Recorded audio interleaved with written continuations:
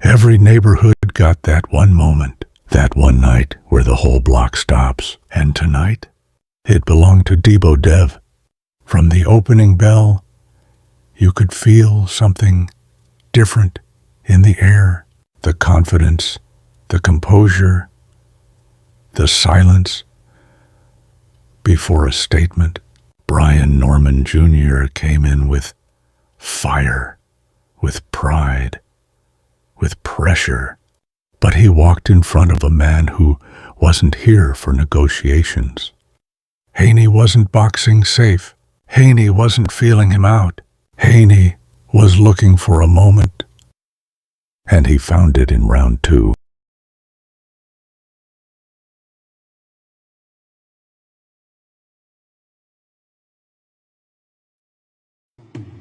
Brought to you by Full Suspect Cities.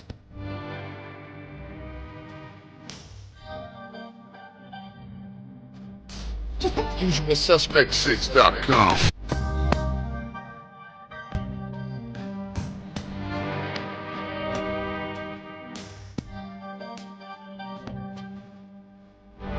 US6.com.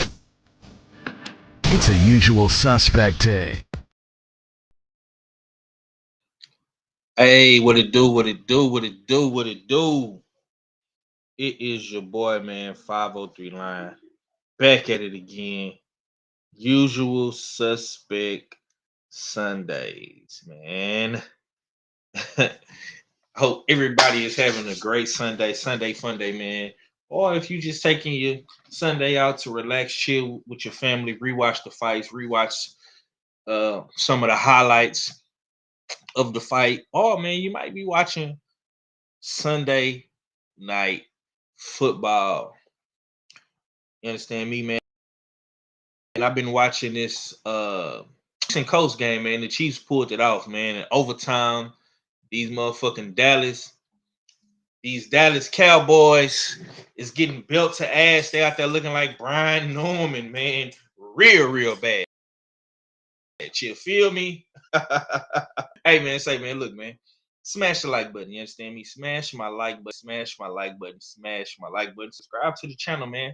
We dropping content We are on the brink of leveling up on the channel.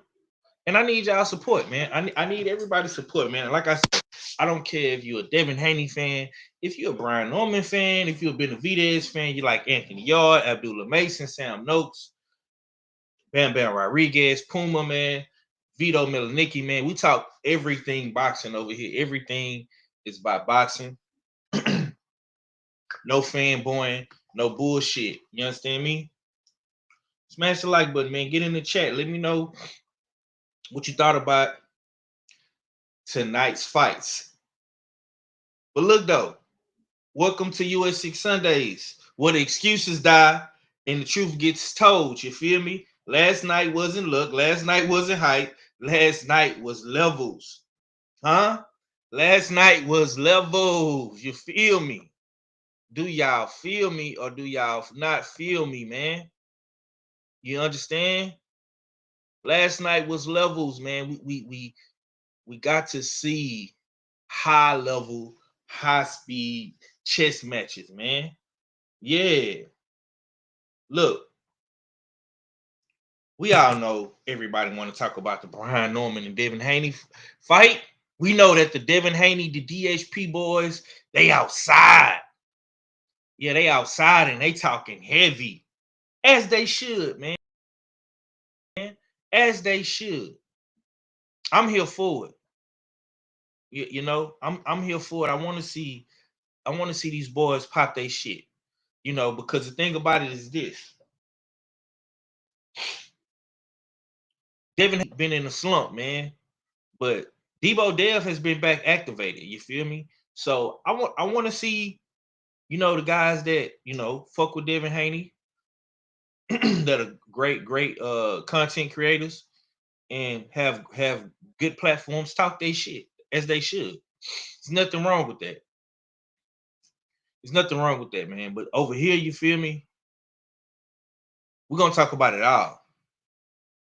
Yeah. We're gonna talk about it all, and we're gonna give Devin Haney his flowers as well too. Make no mistake about it. That was levels. Meek Mill told us years ago, man, there's levels to this shit. You know what I'm saying? You can't fuck my You feel me? Salute to the chat though. I see my boy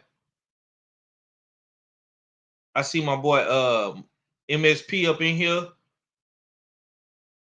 He said, "Oh yeah, a few of y'all from the usual suspects are eating them crows for last night's fight. Watching the Browns and Raiders, my boy Box fan.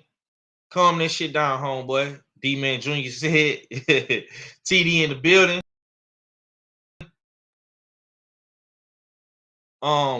That's where you're wrong, TD. That's where you're wrong, TD. See, this is the thing, right? Everybody likes to come on. Everybody likes to come around when they get one fight prediction right. Everybody likes to come around when they give one fight prediction right. Follow us and you watch my channel, you watch KG channel, you watch Supreme Beast Boxing, you watch Cadillac Red channel, you follow us on social media. We do this shit every week, bro. We do this shit every week. Mahari, I have not seen you get multiple fight predictions right, Mahari. I don't see you in a US6 fight pool, Mahari. You got one fight right with Devin Haney, and now you want to talk your little shit. It's cool though. But guess what? Next week we're gonna be talking about the fight card next week. And the week after that, we're gonna be talking about the fight card after that. And TD, you're absolutely wrong, my brother. While you trying to walk around with your chest out, because everybody in the suspects didn't pick Brian Norman Jr. to win. Everybody in the suspects didn't pick Brian Norman Jr. to win, brother. So that's where you wrong at, brother. Once again, You so worried about what the suspects is saying. You need to be helping your co-host with his trash ass fight predictions in his trash ass football team that ain't doing a motherfucking thing. Huh? That's what you need. You need to be helping your co-host, bro, because he dying over there. He dying in last place on that last page, my boy. Them Commanders stink. They stink. And his fight predictions stink too. But congratulations, though. Congratulations to everybody who did pick Debo Devin Haney, DHP. You know what I'm saying? And since y'all want this crow so bad, because I know that's what y'all want to see, right? Come on, let's go ahead and get to it.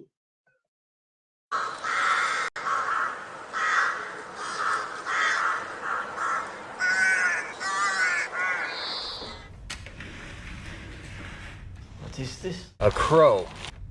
What is in it? Vitamins and minerals. Everything the body needs. Do you realize how difficult it is to get a hold of a prime cut like that out here? Flashback. The crow. The crow. The crow. The crow. The crow. The crow.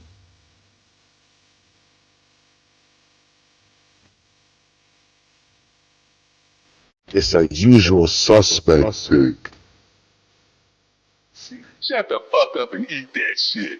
Can't we resolve this conflict without anger?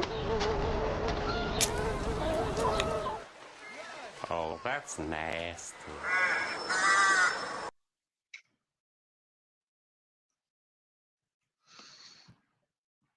All right.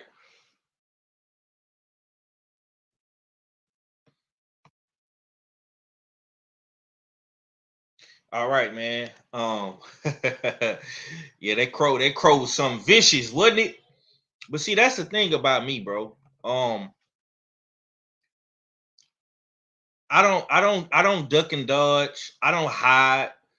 You know what I'm saying? I'm here every motherfucking Sunday, every Thursday. I make videos throughout the week. I'm here, bro. I'm not ducking no smoke. I'm not ducking nothing. Nothing, man. I know y'all boys be wanting me to, you know, duck goose and shit, man, but we don't listen, man. We don't play those games over here, bro. I'm sorry, we don't do that. You feel me? We don't do that, man. That crow is something vicious, man, but you know, I gotta hold that L, man. You know what I'm saying? And as long as Tommy keep talking to me, I'm gonna tell him to go talk to D Free because he stink. He stink. His fight picks stink. His football team stink. Everything in the Bronx and stink. Yeah. Hey man, I hope y'all having a good Sunday though, man. US6 Sundays, man. We're gonna get into some shit, man. We just having a little bit of fun. You know what I'm saying? This is like I say, man. You know, Devin Haney, you know what I'm saying? The Devin Haney fans, man, they on a victory lap, man, and it's well deserved. It's well deserved. Like I say, man, Devin Haney has been through a lot, man, in his last past year, bro. He's been through a lot, man. So the victory lap for Devin Haney is deserved, bro. Make no ifs and buts about it. I don't got no ill will towards nobody. Whether you're a Devin Haney fan, you're a Tank fan, you're a Shakur fan, you're a Boots Ennis fan, you're a Brian Norman fan, man. Whoever you like, bro, it don't matter to me. You know what I'm saying? Because I like boxing, bro. I like boxing, man, and the homies know, like, we gonna continue to keep talking boxing, man. We're gonna continue to keep growing, leveling up, man, and developing the channel, developing ourselves, man, and just being better. And I say this to say that, bro. We've seen a lot of growth. We've seen a lot of developing of Devin Haney, and I knew that it was a possibility that Devin Haney could outbox Brian Norman. Did I think he was going to do that? No. But the transition, the come up, and wait with DHP, with Dev, man, it was flawless. It was flawless, man. Brian Norman didn't know which way to go in that bitch. You know what I'm saying? He looked confused. He looked shell shocked. It was it was a bad game plan, bad adjustments. You know what I'm saying? He got hurt early in that fight, and that's what really stole the show. When Dev hurt him, put him down, man. That really sealed the deal, and it was so crazy because it happened so early. But Brian Norman could not do anything with Devin Haney. He could not make adjustments. He could not close the distance body.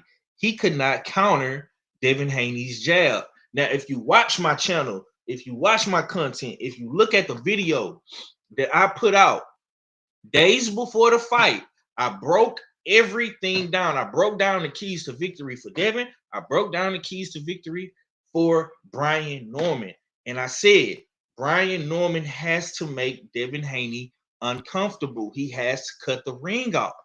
Not one time in that fight did Brian Norman ever look uncomfortable. I mean, Devin Haney did never look uncomfortable. He never looked like he was rattled. I think maybe in the first round,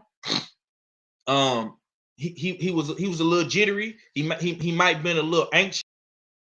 He might have been a little, he shook that shit off, bro.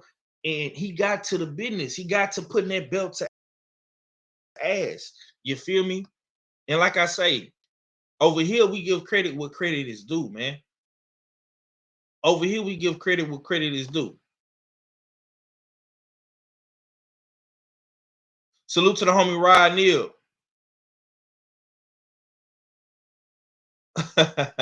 Oh shit, my boy TD came through on the super chat from Smoke City. Salute, bro. Let's see what TD said. He said, I'm just talking shit. Knowing my luck, I will lose the fight pool league in the last week of the season. And that crow, and that will be ultimate crow. I'm not gonna lie though, Tommy. You really holding this shit down, bro. I'm proud of you. You know what I'm saying? I'm proud of you, man.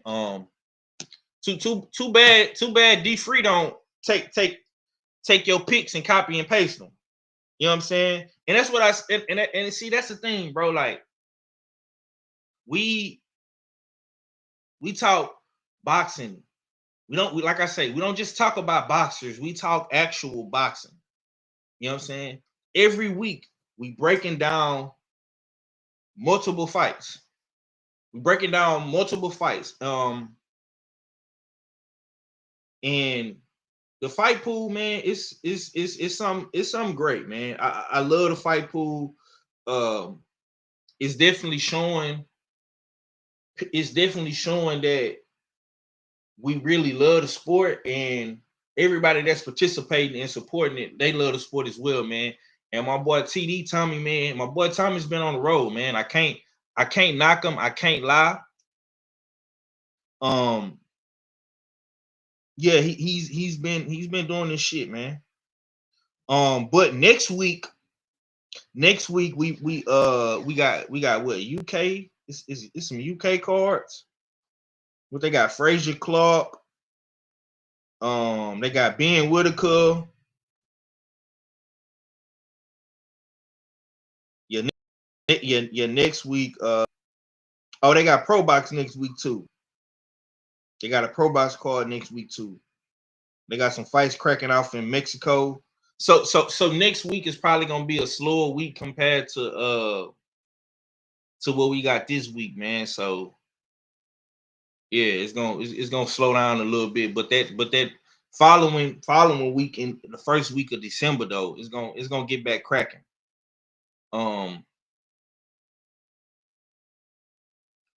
With the PBC card on Prime, you know what I'm saying? Lamont Roach, Pitbull Cruz, Jana Beck. You know what I'm saying? That card, we got Frank. Oh, the return of Frank Martin. So, like I say, next week is gonna be a slower week for say the following week with the PBC coming back, man. And that's gonna be their final card of the year. So I definitely do think that. Oh, and we got Jay Apatow. Jay Apatow fighting first week of December. He coming back on the zone as well, fighting in Australia. You know what I'm saying? So it's gonna be interesting, man. It's gonna be very, very interesting. They got some heavyweight fights in December. We got Diego Pacheco as well in December the 13th. Badu Jack coming back as well. He fighting in Cali. Let's see. I believe they got a card in Florida at the Royale, Caribbean Royale. Yeah. Let's see what else we got. Okay, they got some fights in Dominican Republic. Then we got the Jake Paul, Anthony Joshua card. I'm kind of pissed off. I'm kind of pissed off about that Jake Paul card, man, because for whatever reason, the Gary Antoine Russell fight got scratched. I don't know what happened with Gary. It's unfortunate.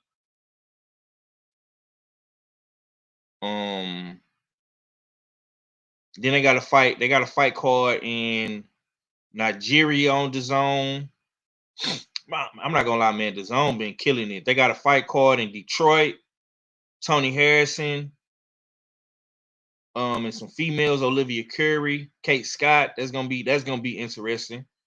Then of course at the end of December, we got Riyadh season. Again, they got Inoue versus David Pacquiao, Junto Nakatani, Sebastian Hernandez. That's gonna be good. So they're gonna have an all-packed Japanese Asian card.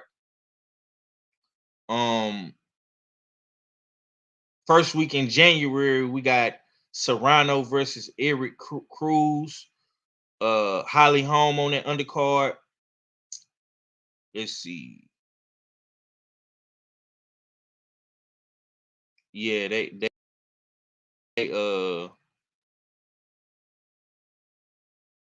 I don't know if we still gonna get Sabrina Matias in January because he got caught with the PEDs, and we're gonna be talking about that shit too. We just haven't really talked too much about it, but we definitely gonna talk about that. That's in January. That call was supposed to be January the 10th.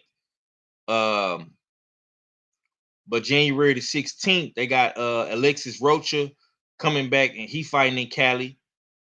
The 24th of January, Vegas, you got Raymond Mortalia versus Andy Cruz. That's gonna be a good fight. You got a double whammy in January 24th. Moses Atoma versus Jermaine Franklin. That's gonna be great. January 31st, my birthday, we got Xander Zayas Abbas Baru. I can't wait to see that fight. And we also got Baki versus Josh Kelly as well. So we get a double whammy in both weeks in January, man. You know what I'm saying? So it is going to be interesting, man. February, we got Mario Barrios versus Ryan Garcia. That's supposed to happen in February. Josh Warrington, Lee Wood is in February. Emmanuel Navarrete versus Eduardo Nunez is in February as well. So like I say, man, we're gonna be here for all that, bro. We gonna be here for all that, man. Everything that I just named, bro, from Mario's Barrios to Ryan Garcia. I know people is gonna be tuned in to watch that shit. Xander Zayas, Emmanuel Navarrete, Sugar Nunez, man, Serrano, Moses Atuma, Mortaliev, Andy Cruz, Rocha.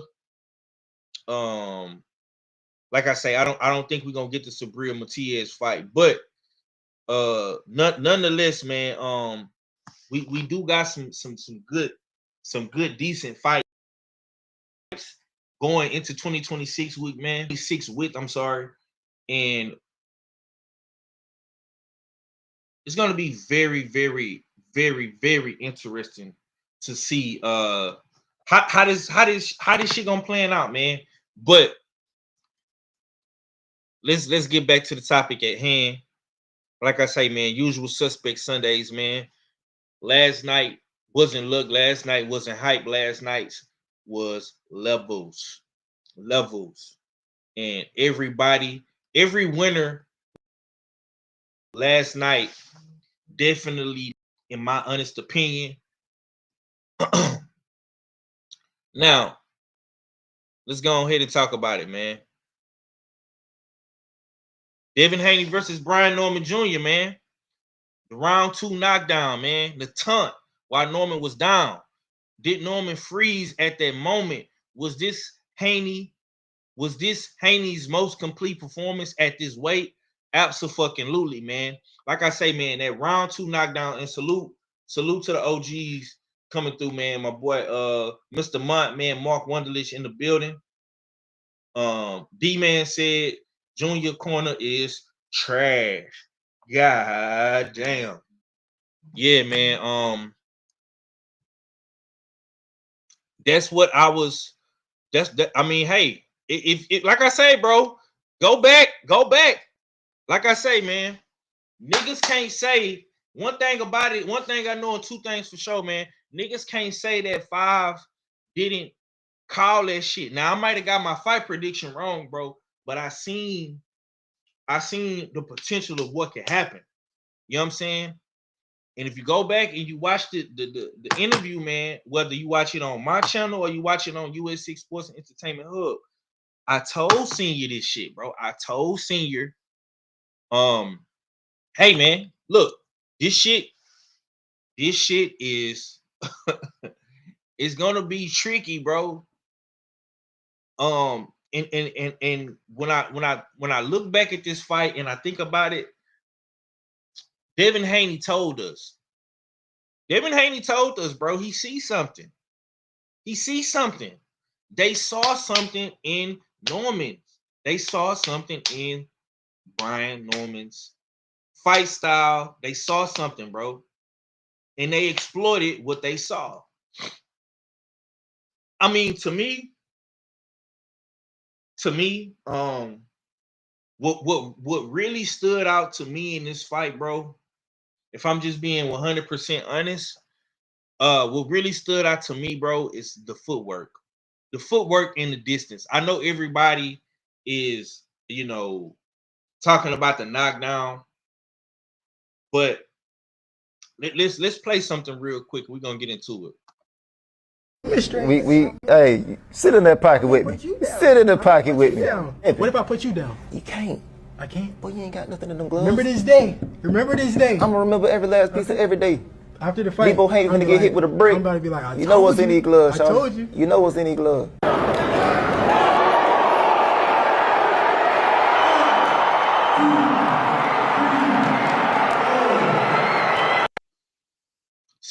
See something is very, very telling. Look at the distance. Dev has in his knockdown, bro. Look at how he set this up.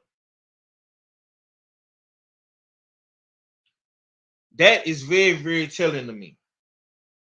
That's very, very telling, bro.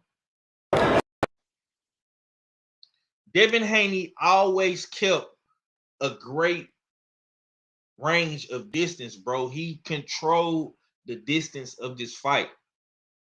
And it's very, very ironic. It's very, very ironic, and it's very telling that Devin Haney used his left hook to hurt Brian Norman Jr. Because that's what really hurt Brian Norman. It was the left hook from Dev. Who would have thought that shit came? This is why This is why you gotta love boxing. This is why you have to love our sport, man. This is the best sport ever to me, bro. Because the reason why I love boxing, man, is because it's man versus man or woman versus woman, man. It's imano imano. All that shit Norman was talking, all that shit Dev was talking. Them boys had to stand on everything that they said, bro. They have to stand on everything that they said, bro. And in this particular fight, bro, it was the left hook. It was the left hook, bro, that really did it for Devin. And who would have ever fucking thought? Who would have ever thought, man? Like I say, I'm not a hater. I'm a appreciator. I'm a congratulator, man. I'm gonna congratulate Dev, man. Once again, salute to Debo. You know what I'm saying? Salute to Debo Dev. I definitely do think that in this moment, did Norman freeze? Absolutely. Absolutely, he froze. Is this what? Look, I mean, he's froze. Look at that.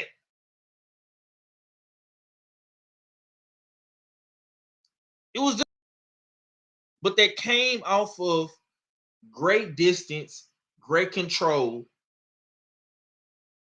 and perfect counterpunching and accuracy. Devin was a true technician. You know what I'm saying? And like I say, I'm here to be no hater.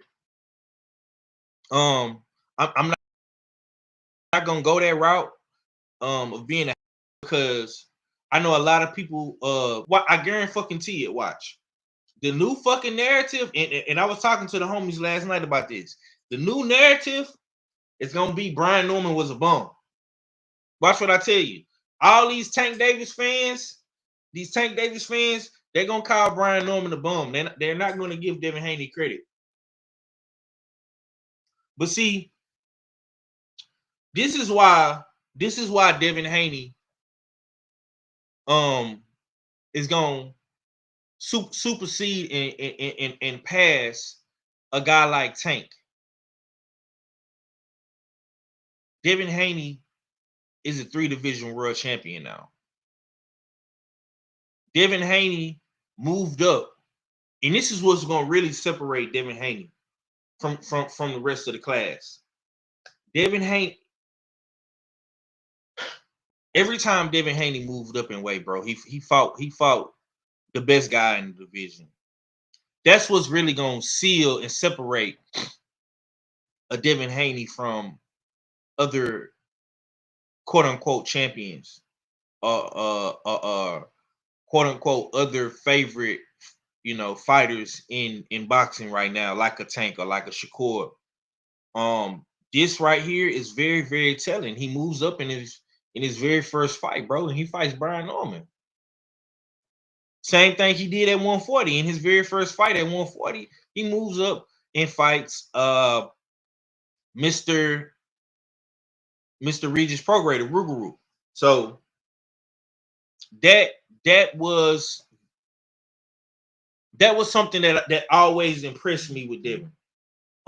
It's his attitude. And even if Devin Haney would have lost last night, I would have still gave Devin Haney credit for making this fight happen. And once again, if you watch my video that I put up this morning, if you watch my video, bro, and you listen to it in its entirety, I said on the video,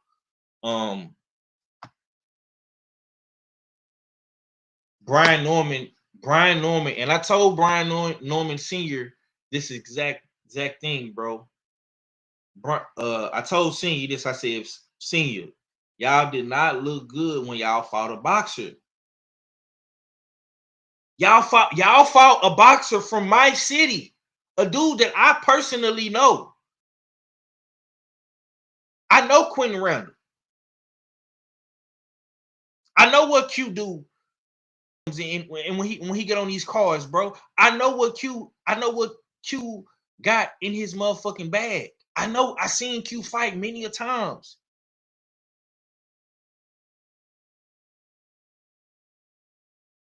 Devin Haney is a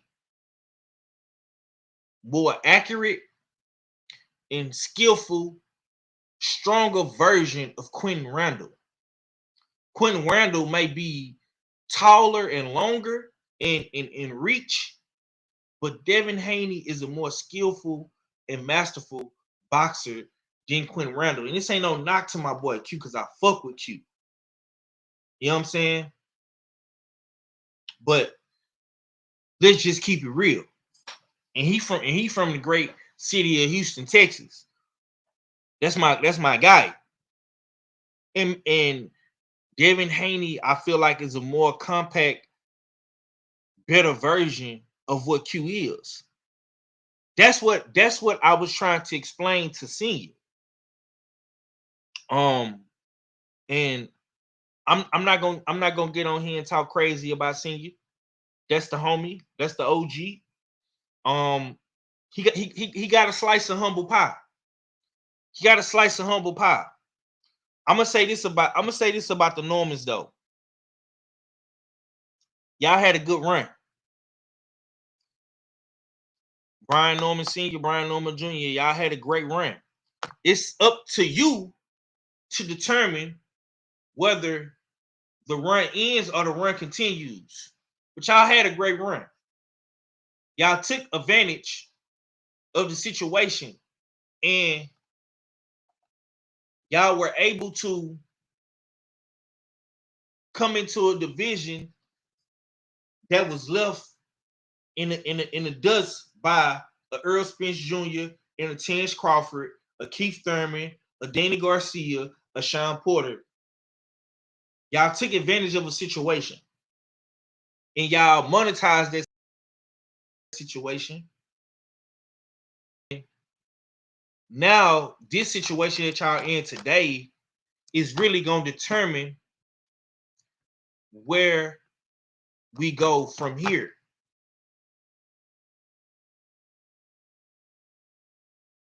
Make your next move your best move, B. Make your next move your best move. Because you got your career high payday fighting Devin Haney. So you have a lot to be happy about, because you wasn't really supposed to be here, fam, if we just being honest. This was not supposed to be you in the ring with Devin Haney. It was supposed to be Santillion, if we just keeping it a beam. So you overachieved. You overachieved, B. Norman, Senior and Junior. Y'all overachieved. And y'all got that title. Y'all had 2 good fights. And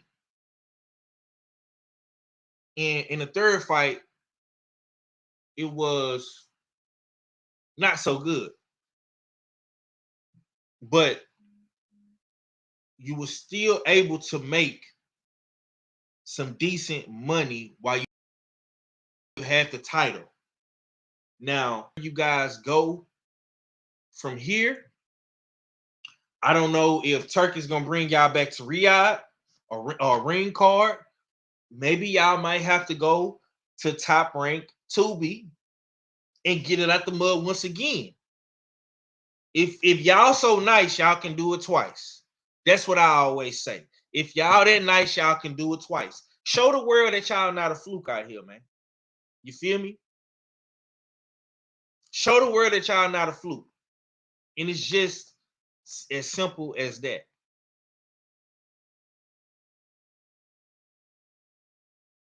Brian Norman Jr., you a good fighter, fam. You're a good fighter. You are going to have to work on Small things with you. You have the power. I think you have a great IQ.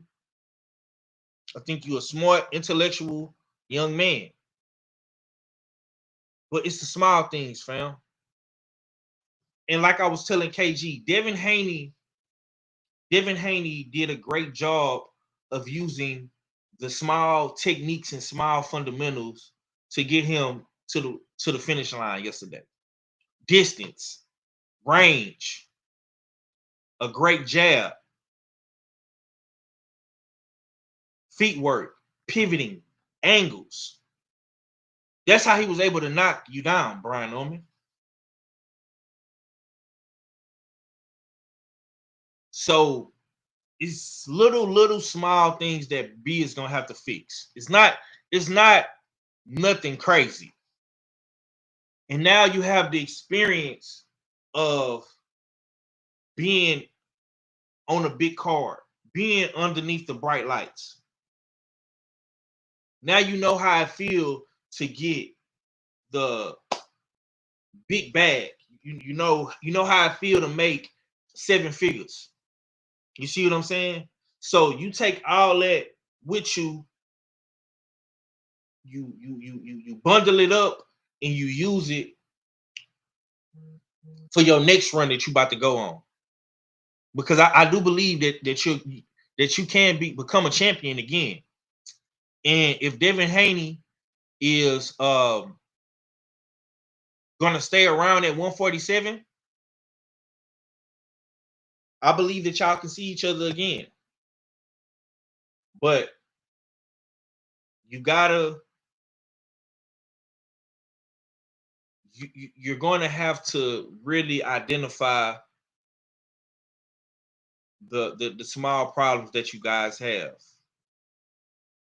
I think one of the biggest problems that I see is in this fight particular, you guys are going to have to make better adjustments. You guys are going to have to work on distance, footwork, lateral movement, angles.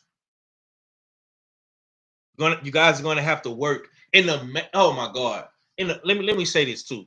In the main thing that needs to be worked on, for one, you got to stop smothering yourself. That's for one. For two, please work on moving your fucking head, bro. Please make that a priority. Get your fucking head. Listen, because you still got guys in this division that can fight. And if you're talking about going to 154, that's even more dangerous, right? Like I say, you still got the possibility of Africa moving up to the division. But right here, right now, at 147, you got Devin Haney. He's a champion now. You got Mario Barrios. I think you could beat Barrios. Ryan Garcia might get to him first, right? And so you have Devin Haney. You still got Barrios. You got Ryan Garcia. You got Lewis Croker. You got Patty Donovan.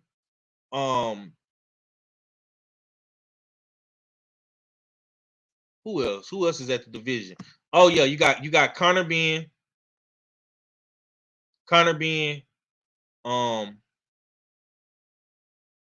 Let's see. So yeah, and you got Rolly Romero. So those are the champions now. Rolly Romero got the WBA belt.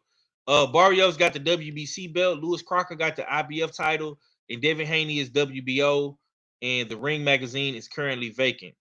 Okay, so that is something we have to take into consideration. Salute to my brother KG. He said, "Yo, salute 5 on the way to the crib." Okay, Brody. Yeah, I pushed the show back, delayed the show as long as I could, man. Because I know you had that thing to do. So yeah, if you can make it, bro, push through. But if you can't, I understand. But we cooking, man. We cooking, man. So if you pull up, bro. Let me get back in these comments real quick because I see some good comments. Chat. Let me read y'all comments. Hold on. Let me put the comments on the screen as well. Let's go back up real quick. Let's go back up. I want to go back to Mr. Mont's comment. He says, Dale was licking his chops when the fight was first made. He knew what he was seeing. Junior thought he saw something as well, but he didn't have the experience to know what he was seeing wasn't real. Yeah. Listen, man, all of the signs was there, bro. All of the signs was there. But like I say, man, I think even myself, like I say, I got so caught up in the last two performances of them. You see what I'm saying? And that's the one thing that bothers me with Devin Haney. It's not Bill. It's not the Devin Haney fan base or the Devin Haney content creators, that base their content around Devin Haney. It's not none of that, bro. Because like I say, I love what Bill has done, and I love what Dev has done. And I love the fact that Devin Haney does have such a strong fan base that follows him. Like I say, and I salute all of the guys that make great Devin Haney content, because he does have a lot of haters out here. So like I say, salute to my brothers that's out there doing their thing, man. I ain't got to say no names. What's understood don't got to be explained. You feel me? But yeah, let's go down. I see my brother Mizak in the building. Salute, bro. I can't wait to watch y'all podcast when y'all put it out, man. I know y'all talk some good shit.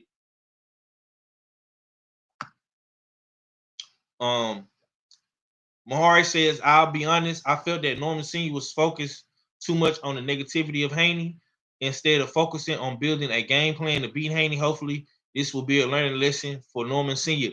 I mean, not only that, Mahari, I think in Senior's mind, I think that he thought he was gonna get a version of Devin Haney that was beatable. You know what I'm saying? I don't think that he focused too much on this or focused too much on that. Because B was in shape. And this is how I know B was in shape. If B was not in shape, Devin Haney would have stopped him. If Brian Norman was not in shape, Brian Norman would have got stopped, bro. These are facts. We got the co-host with the most, man, the mad scientist, all fella, number 5 in the building. What's good, bro?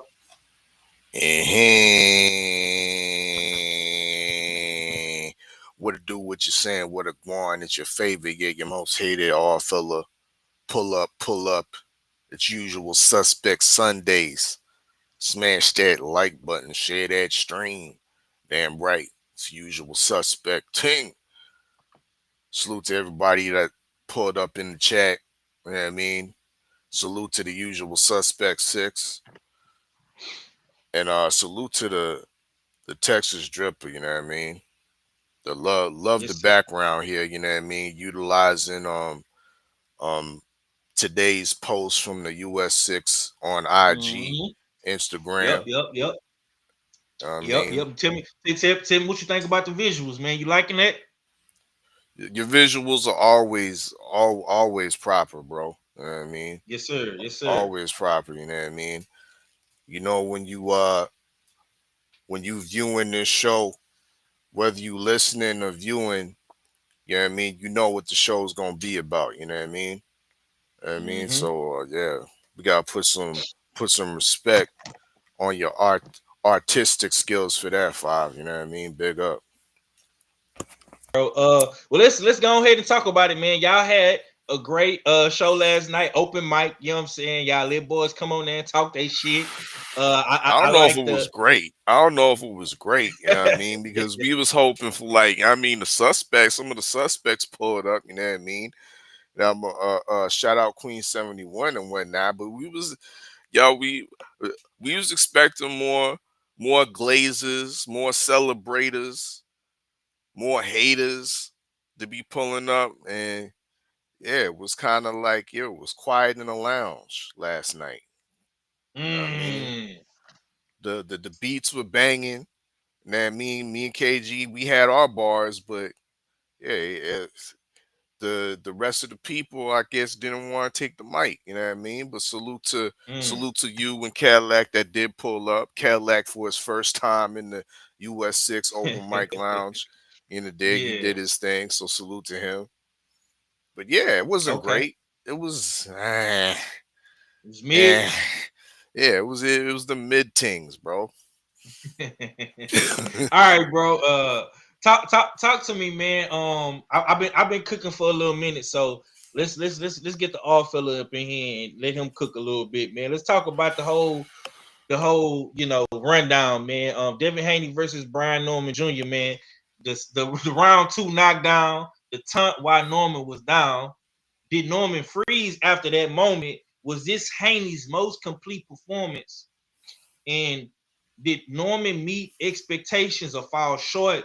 And what's next for both men? So I know that's a lot to unpack, man. The floor is yours, my brother. Go ahead. Indeed. Once again, I gotta reiterate that this was the best welterweight matchup we've seen since Crawford and Spence. I mean, both of these men were copiously paid as they should have been. You know what I mean? Somebody can check into it, but I believe that it might be the most expensive undercard or co-main in the history of modern boxing. You know what I mean? But shout out to them because like I said before, these are the prices that we pay to bring back the welterweight division to where it's been, that in that glamour state. And Saturday afternoon, evening, we saw the welterweight division in its glamour state. Um, and speaking of glamour, I picked I picked Norman Jr. to win this fight by stoppage. When I saw Devin Haney coming into the ring during his ring walk, and he was rocking that robe, I I knew I was in trouble. I knew Norman was in trouble. I was like, man, this man looked like a champion right here. This Yeah, man that looked. was he was on some Ali shit. That's the vibes I got. Yo, I was like, yo, Yeah. this man looked like a champion. And if you look like a champion, it just so happens Devin Haney walked out to be the champion. You know what I mean? Um, he had an excellent game plan. And I said, even though I was picking Brian Norman Jr., I gave a game plan for Devin Haney to win the fight. I still believe that there was ways for Devin Haney to win the fight. It was no misnomer why Vegas had this a pick 'em, a 50-50 fight. You know what I mean? So even though I was picking Norman Jr., I still believe that Devin Haney had the capabilities and the skill set to get it done. And he definitely put on a statement one of his career performances on Saturday afternoon. You know what I mean? And it all started with the jab, and not only the jab, the ability to counter punch with the check left. You know what I mean, the check left ate Brian up and definitely stunned him.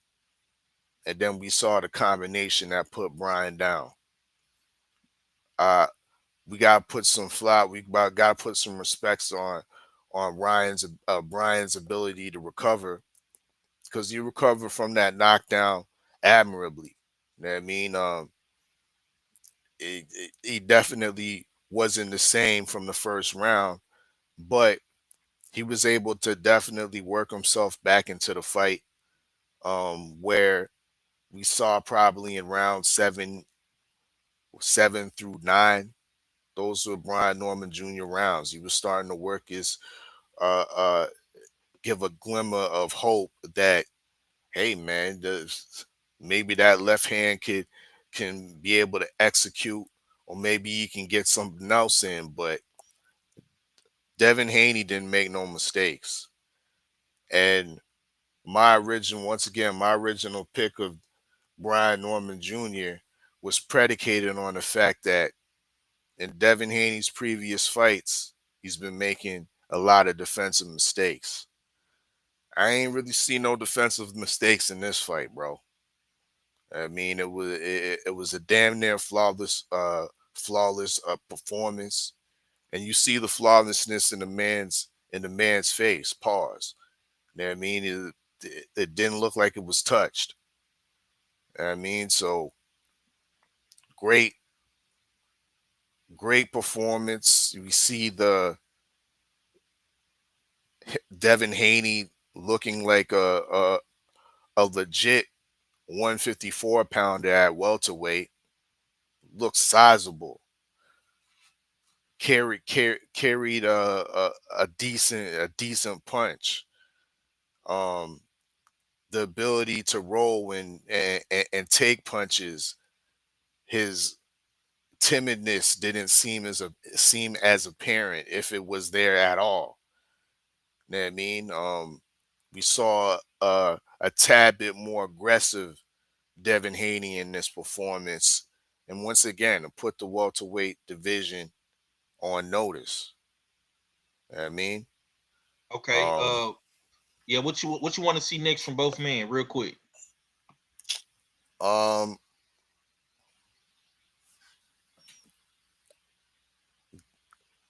was talking to KG about this briefly, and he convinced me that the Rolly Romero fight would probably be the best thing next. You know what I mean, he's available. He's the champion. These guys have already Rolly want been. that smoke though. Rolly want that smoke though, all because he been kind of quiet. He been kind of quiet, bro. You know who on the internet talking though. Pedo using racist Ryan. He's doing all the talking. Well, he ain't available. I mean, he's about to sign up with Barrios, and we don't know what's gonna happen with that. Let's be real. Ryan Garcia is a U.S. domestic level fighter, bro. I mean, and him fighting Barrios is a 50-50 fight. Barrios gonna have to show me too. We're gonna put him in that category. You gotta show me something, baby. But Rolly ain't got no dance partner right now, bro. Why not? Right. They both, they both, you know what I mean, have Vegas affiliations and whatnot. That'd be a nice Vegas fight. I think Devin Haney definitely lifted his stock. Not only what I mean by stock is money wise. You know how many bets probably were placed on this fight, even as a co-main.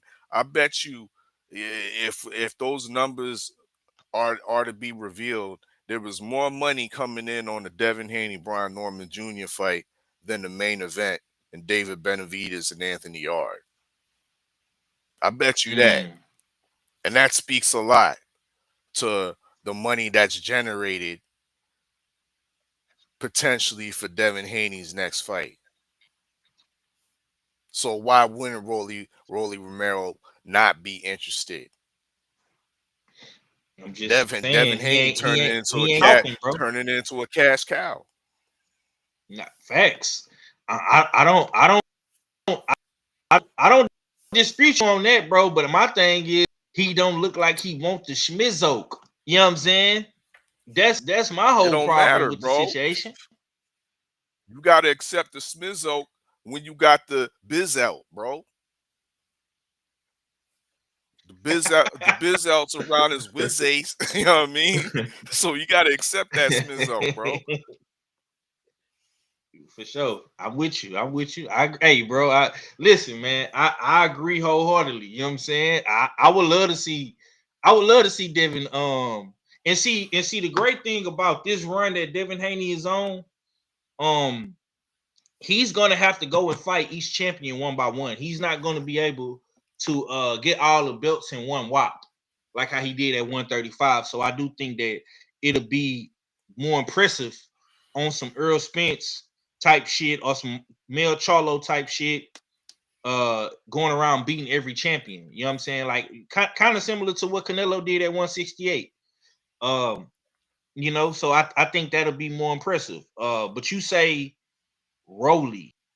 What y'all got in it? What's up with it, Drew? I see you in the building. What y'all say in the chat? Who do y'all want to see Dale fight next, man?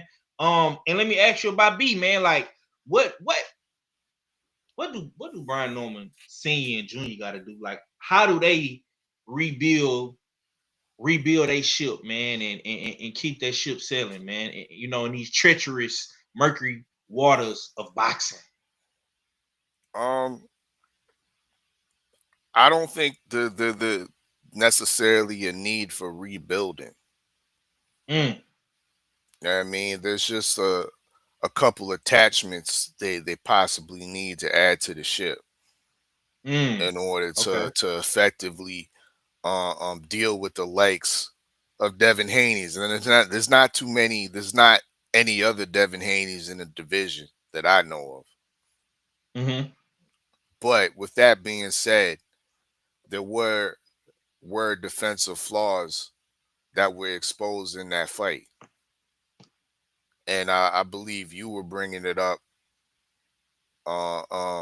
numerous times when we was watching it backstage. Brian wasn't moving his head off the line. And you can't do that with a elite jabber. Nope. You cannot. A man that his best weapon to unleash the rest of his punches is a jab. He couldn't get out of the way of the jab. His guard wasn't active enough. Like if you're gonna be a man that has a stationary head and you're gonna keep it on the line, at least try to utilize some type of active guard. So that's an attachment they need to possibly install into Brian's defensive package, because that was part of the reason Brian got to L, was not being able to properly defend the jab. He was able to make adjustments in the fight. Later on in the fight, he was getting Haney instead of with the 1-2. He switched it up with the 2-1. You know what I mean? He was finding I would say limited success with that. But when he got on the inside, I didn't like all the languishing that was going on. With the free hand, instead of resting, you should have been digging to the body, punching the arms of Devin Haney until the referee broke. But Brian seemed like he took a silent agreement in there with Devin Haney, and once Devin clinched, as he should, Brian rested with him until the referee broke. That's a no-no. It was his responsibility to, when he saw that outboxing Devin wasn't working, making it messy on the inside would be a key to victory. Making it Making the waters mucky for Devin Haney was the key to victory, and the waters weren't mucky for Devin Haney. They're pretty much clear. You know what I mean? He was effectively doing a lot of clean boxing in the pocket, turning, nice pivoting. We didn't see the same excessive lateral movement we saw in the Ramirez fight. Devin Haney was in the pocket, but Brian Norman wasn't able to execute and apply the technician tactics that he possesses. Okay. So yeah, defensively, add some attachments. Got to work on that. Work on the head movement, as well as maybe try to apply an active guard. You know what I mean? A la David Benavidez has a guy that has an active guard with his that uses a high guard, but it's active. You know what I mean? It's moving around. It's in front of you. It's sometimes in the cross. You know what I mean?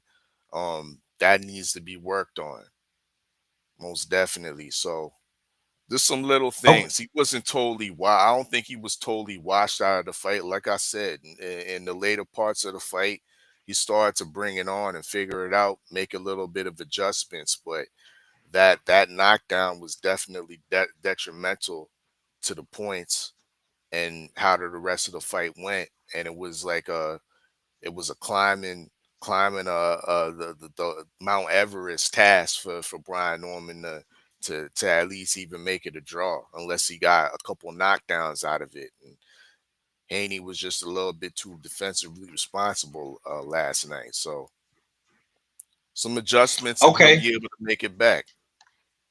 Yeah. Okay, so I got this tweet pulled up, man.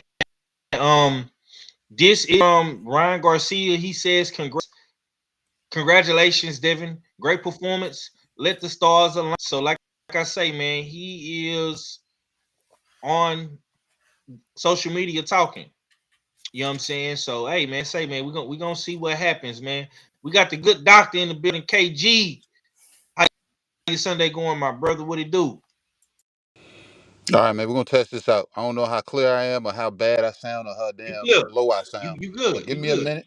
You Yeah, good. yeah. So if I fall out, I'm on my way to the crib. But like I said, I hear y'all talking, and I said I gotta jump in, man, because it's time. You know what I'm saying? Because I know people want to hear the usual suspect's voice when it comes to last night's card as a whole. But first off, baby girl, they won the All Star game. She did her thing and got recruited to a travel team, and the travel team they got put together. I don't see a lot of people fucking with them, man. I really don't. They got a quarterback that actually does check downs, bro. Like she goes through her progressions. So Kamari enjoyed that. You know what I'm saying? So it was a good game. You know what I'm saying? She scored a touchdown. Uh, y'all check my story. You know what I'm saying? If y'all follow me on IG, you know what I'm saying? Okay, I put her. I'm finna go check that out right now. Yeah, You I posted put a it? little. Yeah, I posted it in my story. You know what I'm saying? So if anybody that follow me, check out her little highlight, little clip. You know what I'm saying? She did her little thing. You know what I'm saying? But other than that, man, last night was a good night of fights, bro. Damn good night. You know what I'm saying? My only disappointment is the guy that I picked didn't win, but I'm not disappointed in boxing at all. You know what I'm saying? I wasn't let down at all. You know what I'm saying? The whole night was good. I'm not even talking about the main card, bro. I'm talking about anybody that started watching at 3 o'clock like I did. Mm-hmm. Good afternoon, going into the evening, night of fights. Not mad, not disappointed. And the Mexican monster, you know what I'm saying, sealed the night up with you know what I'm saying, with a stoppage. Yeah, he did that. He did. I can't even lie. Cause somebody in the chat was saying, bro, all these fights, they good, but we ain't got no stoppages. Ain't nobody getting knocked out. You know what I'm saying? David Benavidez helped you out, man. You know what I'm saying? He sent everybody home, you know what I'm saying, with that feel of we seen a stoppage. You know what I'm Bam saying? Bam So too. yep. Oh yeah, Bam Bam. You know what I'm saying? See, like I said, the way the rest of those fights went, bro, it's like Bam Bam fight was good, but that Sam Noakes and Abdullah Mason foreshadowed a lot of the damn night, bro. That fight damn stood out like to me that I was thinking about it even during the Bam Bam fight. You get what I'm saying? Yeah. Yeah. So like no slight to damn Bam, but like that damn Abdullah Mason Sam Noakes fight, it was a hard act to follow. You know what I'm saying? And then Devin Haney and Brian Norman had to follow behind Bam. And you know what I'm saying? Shout out to Devin Haney. You know what I'm saying? Because I picked Brian Norman, and people have to understand Brian Norman was picked solely off of Dev's last two performances. That, like I said, his last fight, and I said this to people. I said, bro, Dev don't look comfortable. He don't look confident. He looks tense. You get what I'm saying? So seeing that would etch anything in a person's mind that said, bro, is this kid gonna be able to shake out of that? Because I was not convinced with the Jose Ramirez fight. Like I believe there was entirely too much movement for old Jose Ramirez that, you know what I'm saying, that isn't the killer that he, you know what I'm saying, the dog that he was. Because his hands was in his pocket majority of that fight. So, like, going off of that fight, I had, you know what I'm saying, I had all the right to say, you know what, Brian Norman has a chance of stopping Devin Haney because all that movement and Jose Ramirez, hands is in his pocket. I said, Brian Norman is a younger fighter. I said, he's more of a go-getter. He's going to go get it. I think the Normans were hung up on not what Mahari was saying, the negative. I think they were hung up on the last two performances that they saw. You know what I'm saying? And then seeing him against smaller opponents getting hurt. You know what I'm saying? But in this fight, we got to see everything that Dev said. Dev said, I'm going to do what I want to do. No more fat camps. I'm actually comfortable. And I can't remember the panel that I was on or the one that I was listening to. And they hit it on the head. They said Dev is comfortable at 147 pounds now. This is a comfortable weight from him. So now he can focus on polishing all of his miscues, his defensive flaws, his offensive woes. You know what I'm saying? So he had the time to do that because he didn't have to start out in a fat camp. So he can focus more on polishing his craft versus trying to cut weight and be in shape.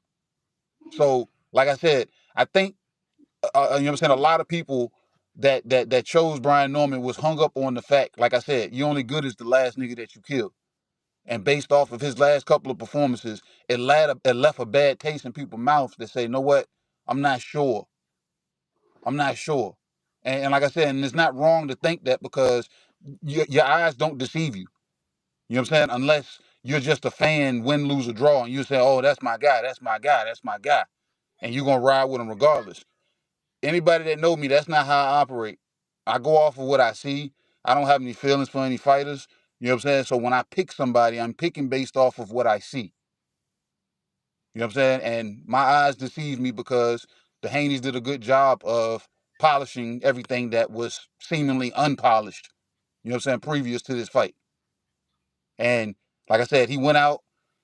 He boxed when he wanted to. He fought when he wanted to.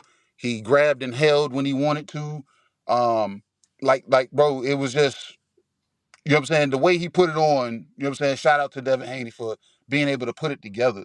And I want to punch the little nigga in his chest because, like, what the fuck took you so long? Because, like, everything that he showcased in that fight was everything that people been asking. And, like, anybody that's, like, quote unquote, actually hated him, that's what the fuck that motherfuckers was asking for. Not necessarily do what the fans say, but bro, you have more in you that you can be actually him. So go ahead and show us that. You know what I'm saying? So if you're gonna be at 47, go ahead and clean up the damn the crew that you got damn at holding belts, because that's what it looked like.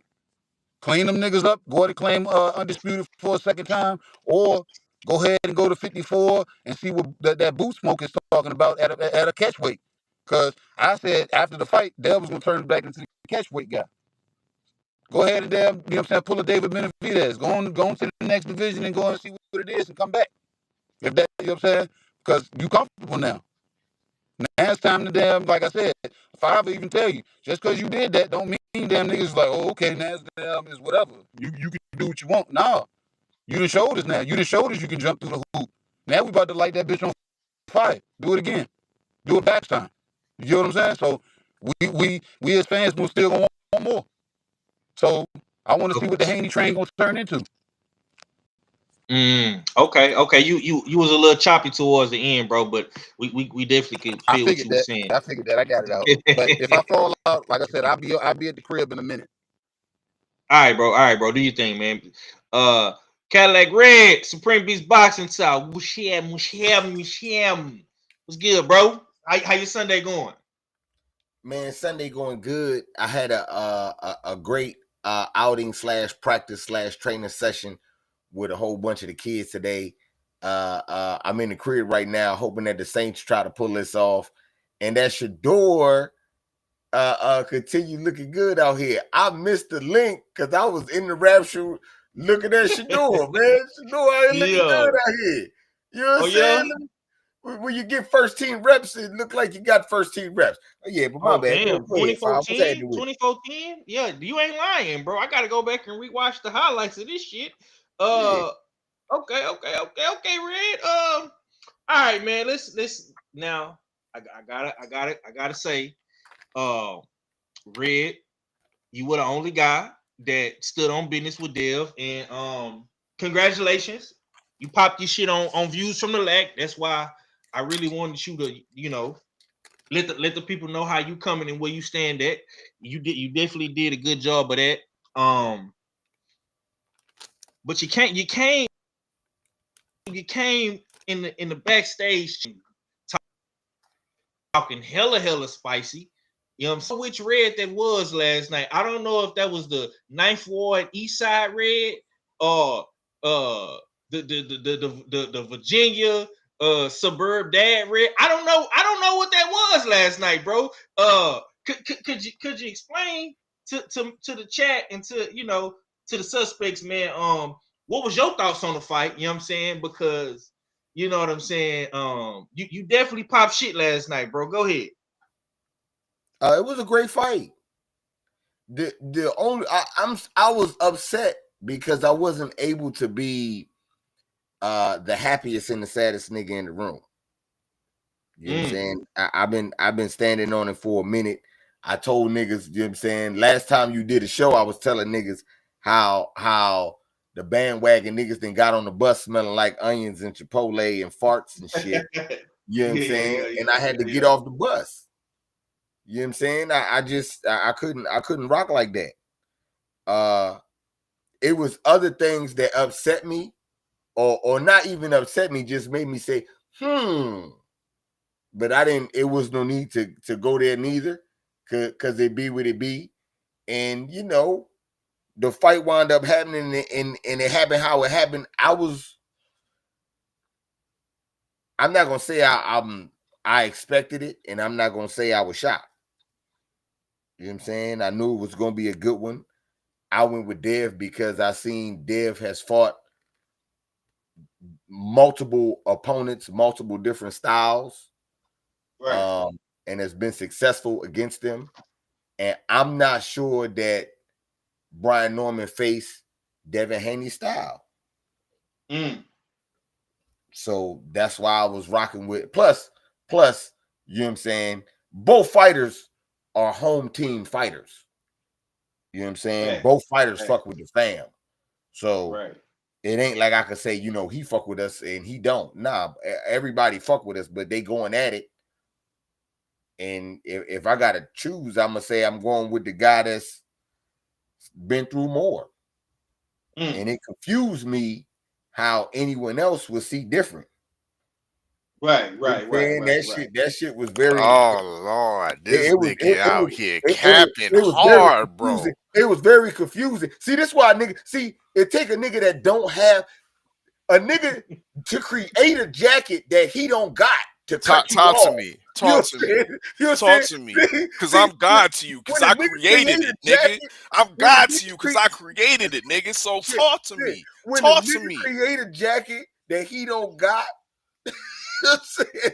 That I got. Bro, I can have 100 of those, nigga. Yeah, but you ain't earned it. You bought it.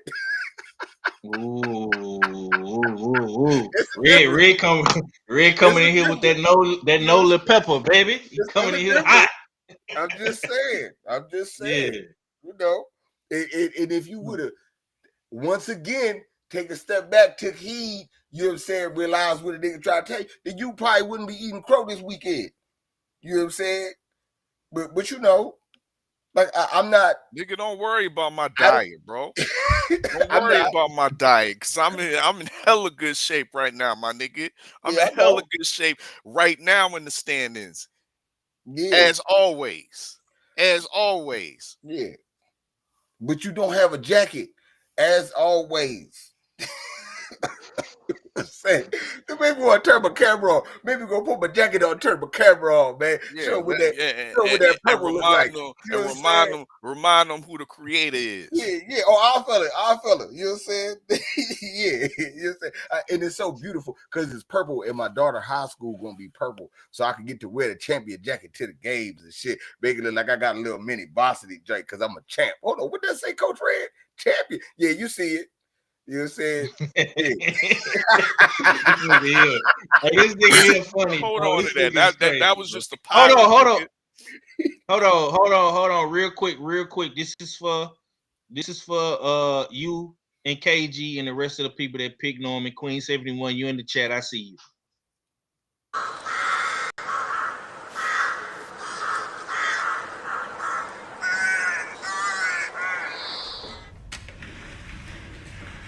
What is this? A crow.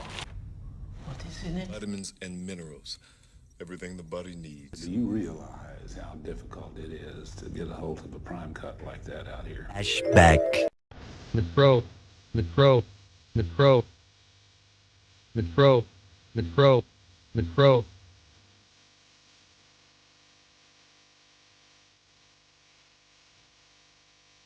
It's a usual suspect. Shut the fuck up and eat that shit.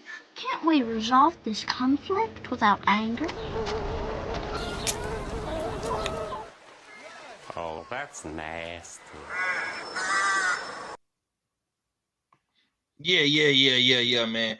I forgot I made that shit, Five. Goddamn, you're a good one for coding on to that. I forgot I made that. Oh yeah, I got a bunch of shit in the tuck, man, that you didn't made, man. You know what I'm saying? Salute to KG and our fella. Yeah, man, I asked send me something. I ain't getting nothing yet. Five, goddamn. I ain't gonna lie, bro. You came out unscathed, man. That on you though, boy. You look good, boy. You looking good. I was talking about the clip. Five. I was talking about the clips. You say you was gonna send me some of the commercials. Oh, shit, bro. I forgot. My bad. My bad. I'm gonna text you, bro, and find out which ones you want me to send because it's a bunch of them, bro. Salute to Jay Good in the chat. My boy DP Rocker, he slid in and slid out. Okay, man. Let's keep it pushing. We definitely gonna continue talking about Dev and Brian Norman and all that good stuff. I'm pretty sure Red gonna have a whole breakdown tomorrow on the Beltway and views from the LAC and all that good stuff. So y'all stay tapped in with the suspects, man. Okay, let's keep it pushing, man. I want to talk about Abdullah Mason, man, because KG did bring up a great point about Abdullah. I think Abdullah definitely had fight of the night. That was a great fight between him and Sam Noakes, man. Great back and forth action. Abdullah got tested, and we got to see Abdullah go the full 12 rounds, man. And a lot of people predicted the knockout for Abdullah, but he ended up winning by unanimous decision. It was a very, very close card. So salute to Abdullah. I'm gonna ask the panel though, man, in the chat as well, man. What is Abdullah's realistic path in 2026 based off what we saw last night in the ring versus Sam Noakes, Red, I come to you first, bro, since you just slid in the building. Go ahead, bro. ESPN Classics. Damn. That's unfortunately, you know what I'm saying? He going to the Classics. After putting up a classic, they're gonna send him to the Classics. That was at 135, right? Yes, sir. I ain't gonna lie, man. The sky the limit. The only fight that's possibly he could lose is Shakur. I mean, and he only gonna get probably 3 belts if he get the Shakur fight. I mean, it's Shakur, it's Tank, and who else? You got Mortaliev Cruz fighting for a title. Yeah. So yeah, that's what I'm saying. He could get the Andy Cruz fight, maybe the Shakur fight, and move up or whatever. I think Kid Austin gonna fight for that WBA belt too when he come back, because I don't know if Tank gonna keep that. Man, I'm not listening to nothing that they talking about. You know what I'm saying? They gonna I'm not touching. I ain't touching nothing the WBA doing. I'm not touching nothing the WBA doing right now. I'm gonna treat them like box racks. So you straight WBC, WBO, IBF. You ain't fucking at 135. With Jake Davis got the belt. You already know what time it is. He not fighting not a nair, nutter. He ain't fighting not a nair, nutter nigga. So you can cancel that shit. So he good getting 3 belts, getting a big Shakur fight. You know what I'm saying? And he will be that guy, could possibly bring Top Rank from the Classics if he beat Eddie Hearn, 2 top guys at 35. Shit. Okay. Because they 2 top guys, 35 is where Shakur right now, and maybe Andy Cruz if he win. Yeah. So shit, there you go. There you go. But I definitely say he need to go get it. All that lateral movement, now that you got a belt, ain't gonna be accepted.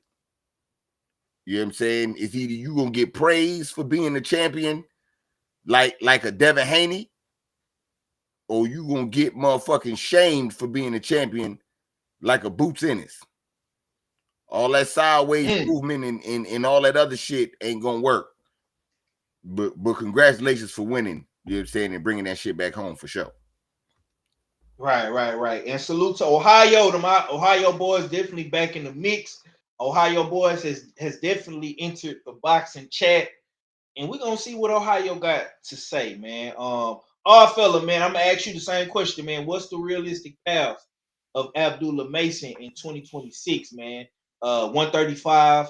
I'm hearing rumors that he might fight Keyshawn Davis. I don't know how true that is, but that's the rumor. That's the talk through the grapevine, man, in these boxing streets. What say you though? I haven't heard those rumors. The last rumors that have, I think, been solidified to a certain degree was Keyshawn was fighting Nahir Albright, right? The brother that beat Keyshawn's brother, right? Yeah. So yeah, that's being set up for the potential Teofimo Shakur undercard. So I don't think that's in play.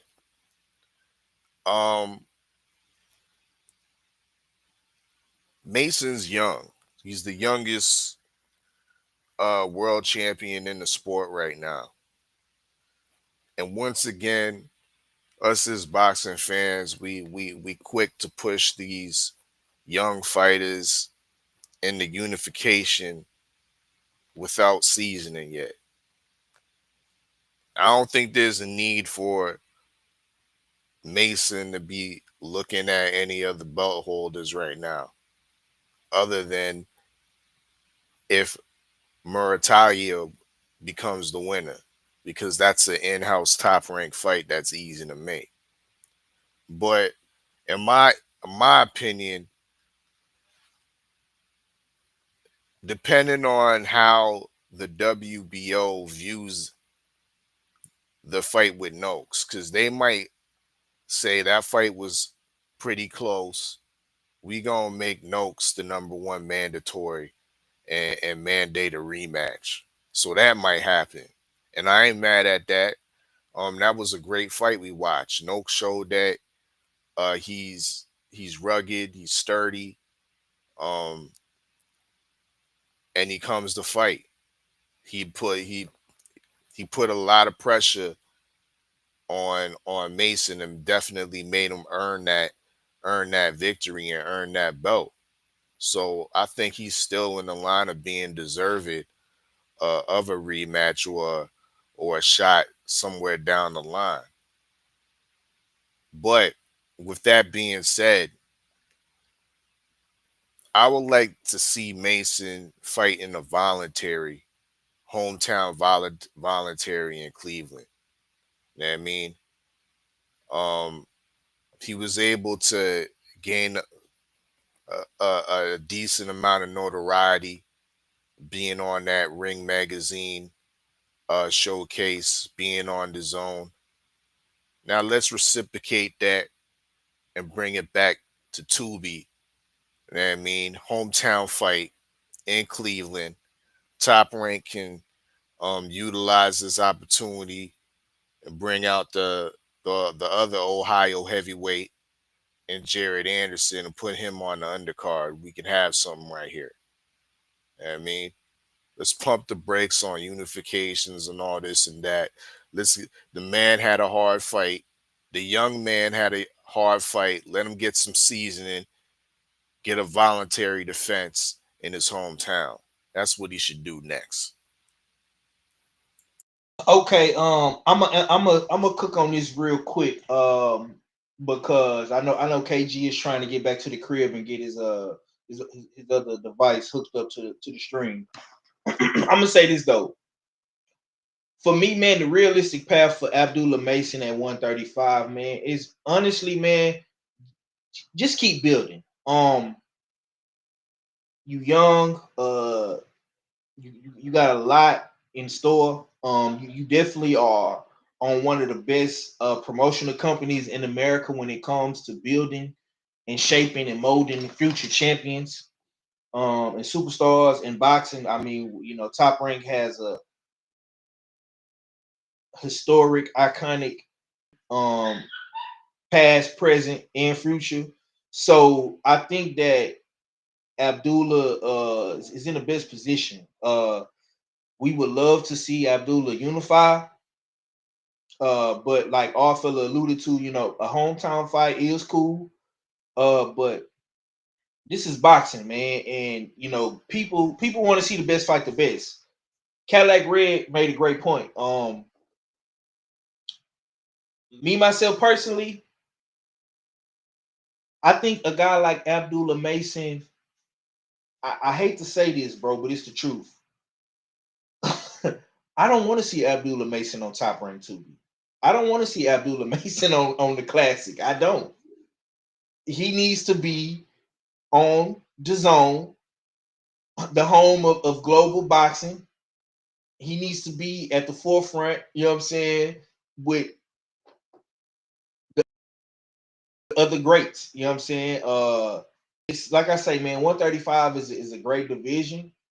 And if I'm Abdullah Mason, if I'm Bob Arum, if I'm Jay Prince, Carl Moretti, and those boys, I want to see Abdullah Mason get the winner of Andy Cruz, Raymond Mortaliev. Now it's gonna be very, very interesting because Raymond Mortaliev is a what? He's a top ranked fighter. And he's fighting on what? He's fighting on the Zone. So that tells me that Top Rank is leasing out their talent to the Zone. And that's what needs to happen. Abdullah Mason needs to be leased out to the Zone to continue his run in his path at 135. Felix Nunez, salute to you, bro. He says, is 135 the deepest division right now? Fuck no. Hell no. 135 ain't the deepest division in boxing, man. The deepest division in boxing is none other than, of course, 154, bro. 154 in my opinion. Yes, it's 154, my guy. It's no ifs and buts about it. We got to keep that. We got to keep that Shark Tank title at 154, man. 154 is the deepest. Go ahead, Red. I don't know, man. 154 just seemed real top heavy to me. You know what I'm saying? I'm gonna be real. 154 is real top heavy. It's like Keith Thurman at the top, and then everybody else is like mid tier. And you know what I'm saying? My bad, but go ahead. Oh man, I almost spit out my water laughing at this nigga, bro. You gotta relax, big dog. Okay. KG, you back, man. Felix Nunez say, but the Matrix coming back to you say, but the Matrix coming back. Though 503. I don't give a fuck about no fucking Matrix, nigga. Red pill, blue pill, green pill, pink pill. Fuck a Matrix, nigga. The Matrix got to get back in the blender. Fuck out of here, nigga. I thought your back hurt. I thought you broke your motherfucking back, nigga, and called in and didn't want to come to work to do no job on your Cadillac Red. Nigga, you pulled a Cadillac Red. What is we talking about? The Matrix is back. That's just like a nigga coming back off a vacation, man. I ain't worried about what Lomachenko gotta, cause I'm gonna keep it real. If Lomachenko, and this more so ain't his fault, but if Lomachenko would have took that fight with Tank Davis, none of this shit probably wouldn't be happening right now with Tank. You know what I'm saying? But that's not Lomachenko's fault, but you know.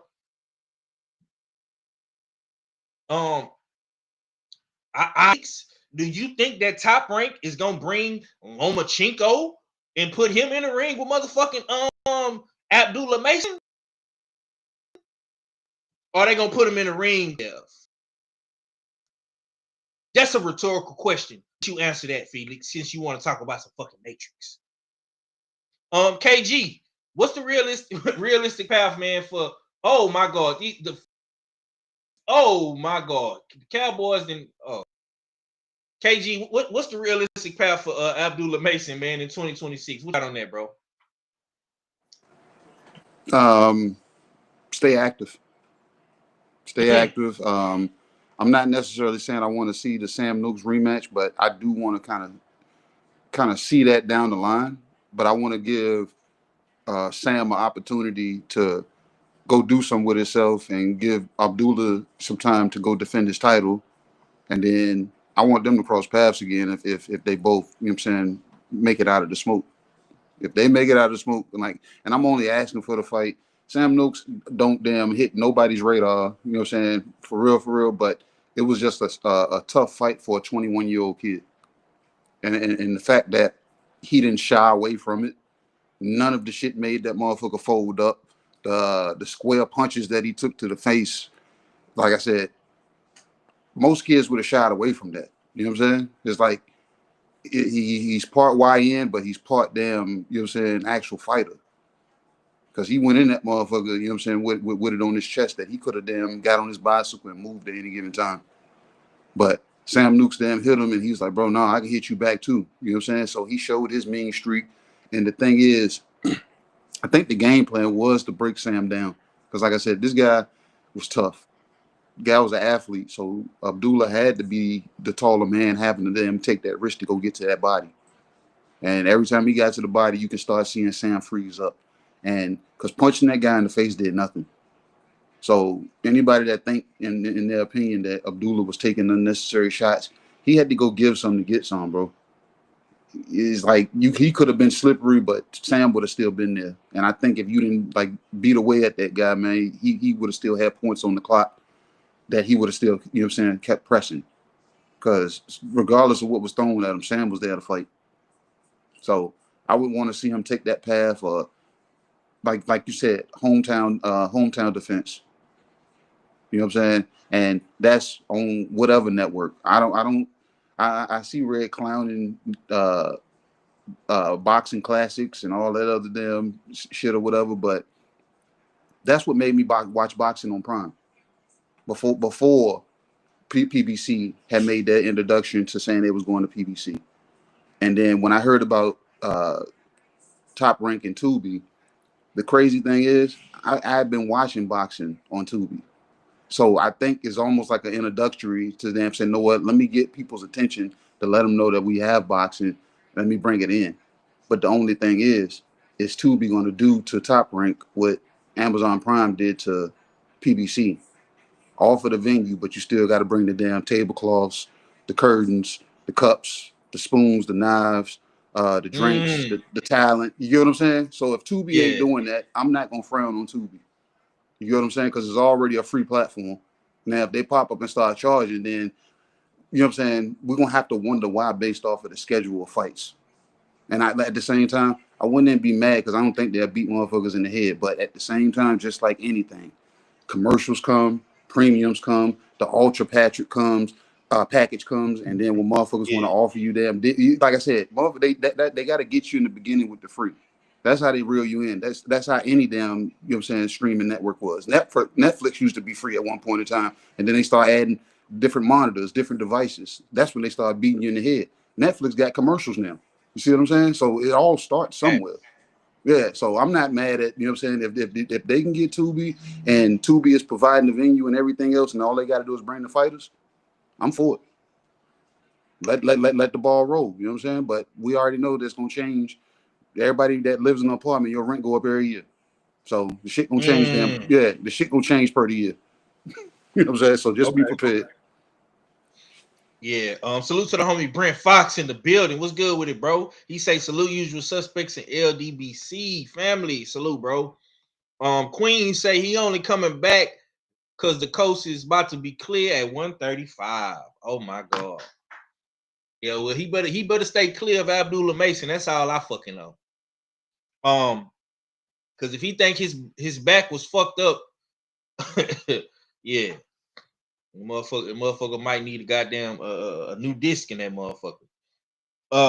Okay, man. Let's talk about David Benavidez, man, real quick, man. Two-part question, man. Did David Benavidez look sharp or sloppy? And does he deserve a make like a Zerto Ramirez Cinco de Mayo weekend after a performance against Anthony Yard? Red, I'm gonna come to you first, man. Did David Benavidez look sharp or sloppy? And does he deserve a mega fight with Zerto Ramirez Cinco de Mayo weekend after performing how he performed? Don't Zerto got the belt? Yeah. Man, get that tequila. Get them motherfucking Coronas. Light up that mota. I want to see it. Tex-Mex, Phoenix Mex, Arizona Mex.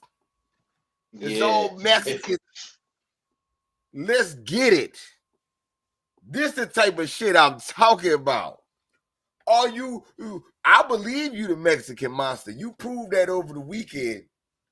You had a showcase fight and you showcased yourself. Where the fuck is Zerto at? Good question. Fuck the bullshit. Where he at?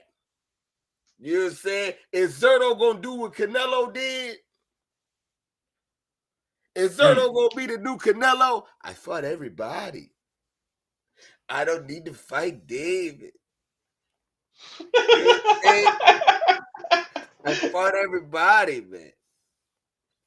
Oh, is he gonna give David some smoke? You know what I'm saying? Because I remember it was a certain point. Niggas loved us some Zerto, boy. Zerto couldn't do no wrong. What? Who you telling? Huh? Now I say shit, who you telling, nigga? I remember that.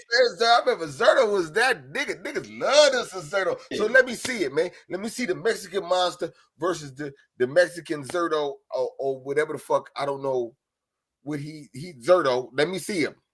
That's what I want. That sounds great. Cinco de Mayo. Oh my God. Talk about being saucy. Street tacos, transmission fluid, tequila, Coronas. I ain't gonna do no Mexican hat, but I'm gonna do the Mexican robot all in the crib. You know what I'm saying? Mariachi band, trumpets in all kinds of shit. Desperado suitcases, guitar cases. Let's get it. Okay. Oh, fella, what say you, my boy? Did David Benavidez look sharp or sloppy in his performance against Anthony Gard? And does he still deserve a mega fight with Zerto Ramirez after performing the way he performed last night?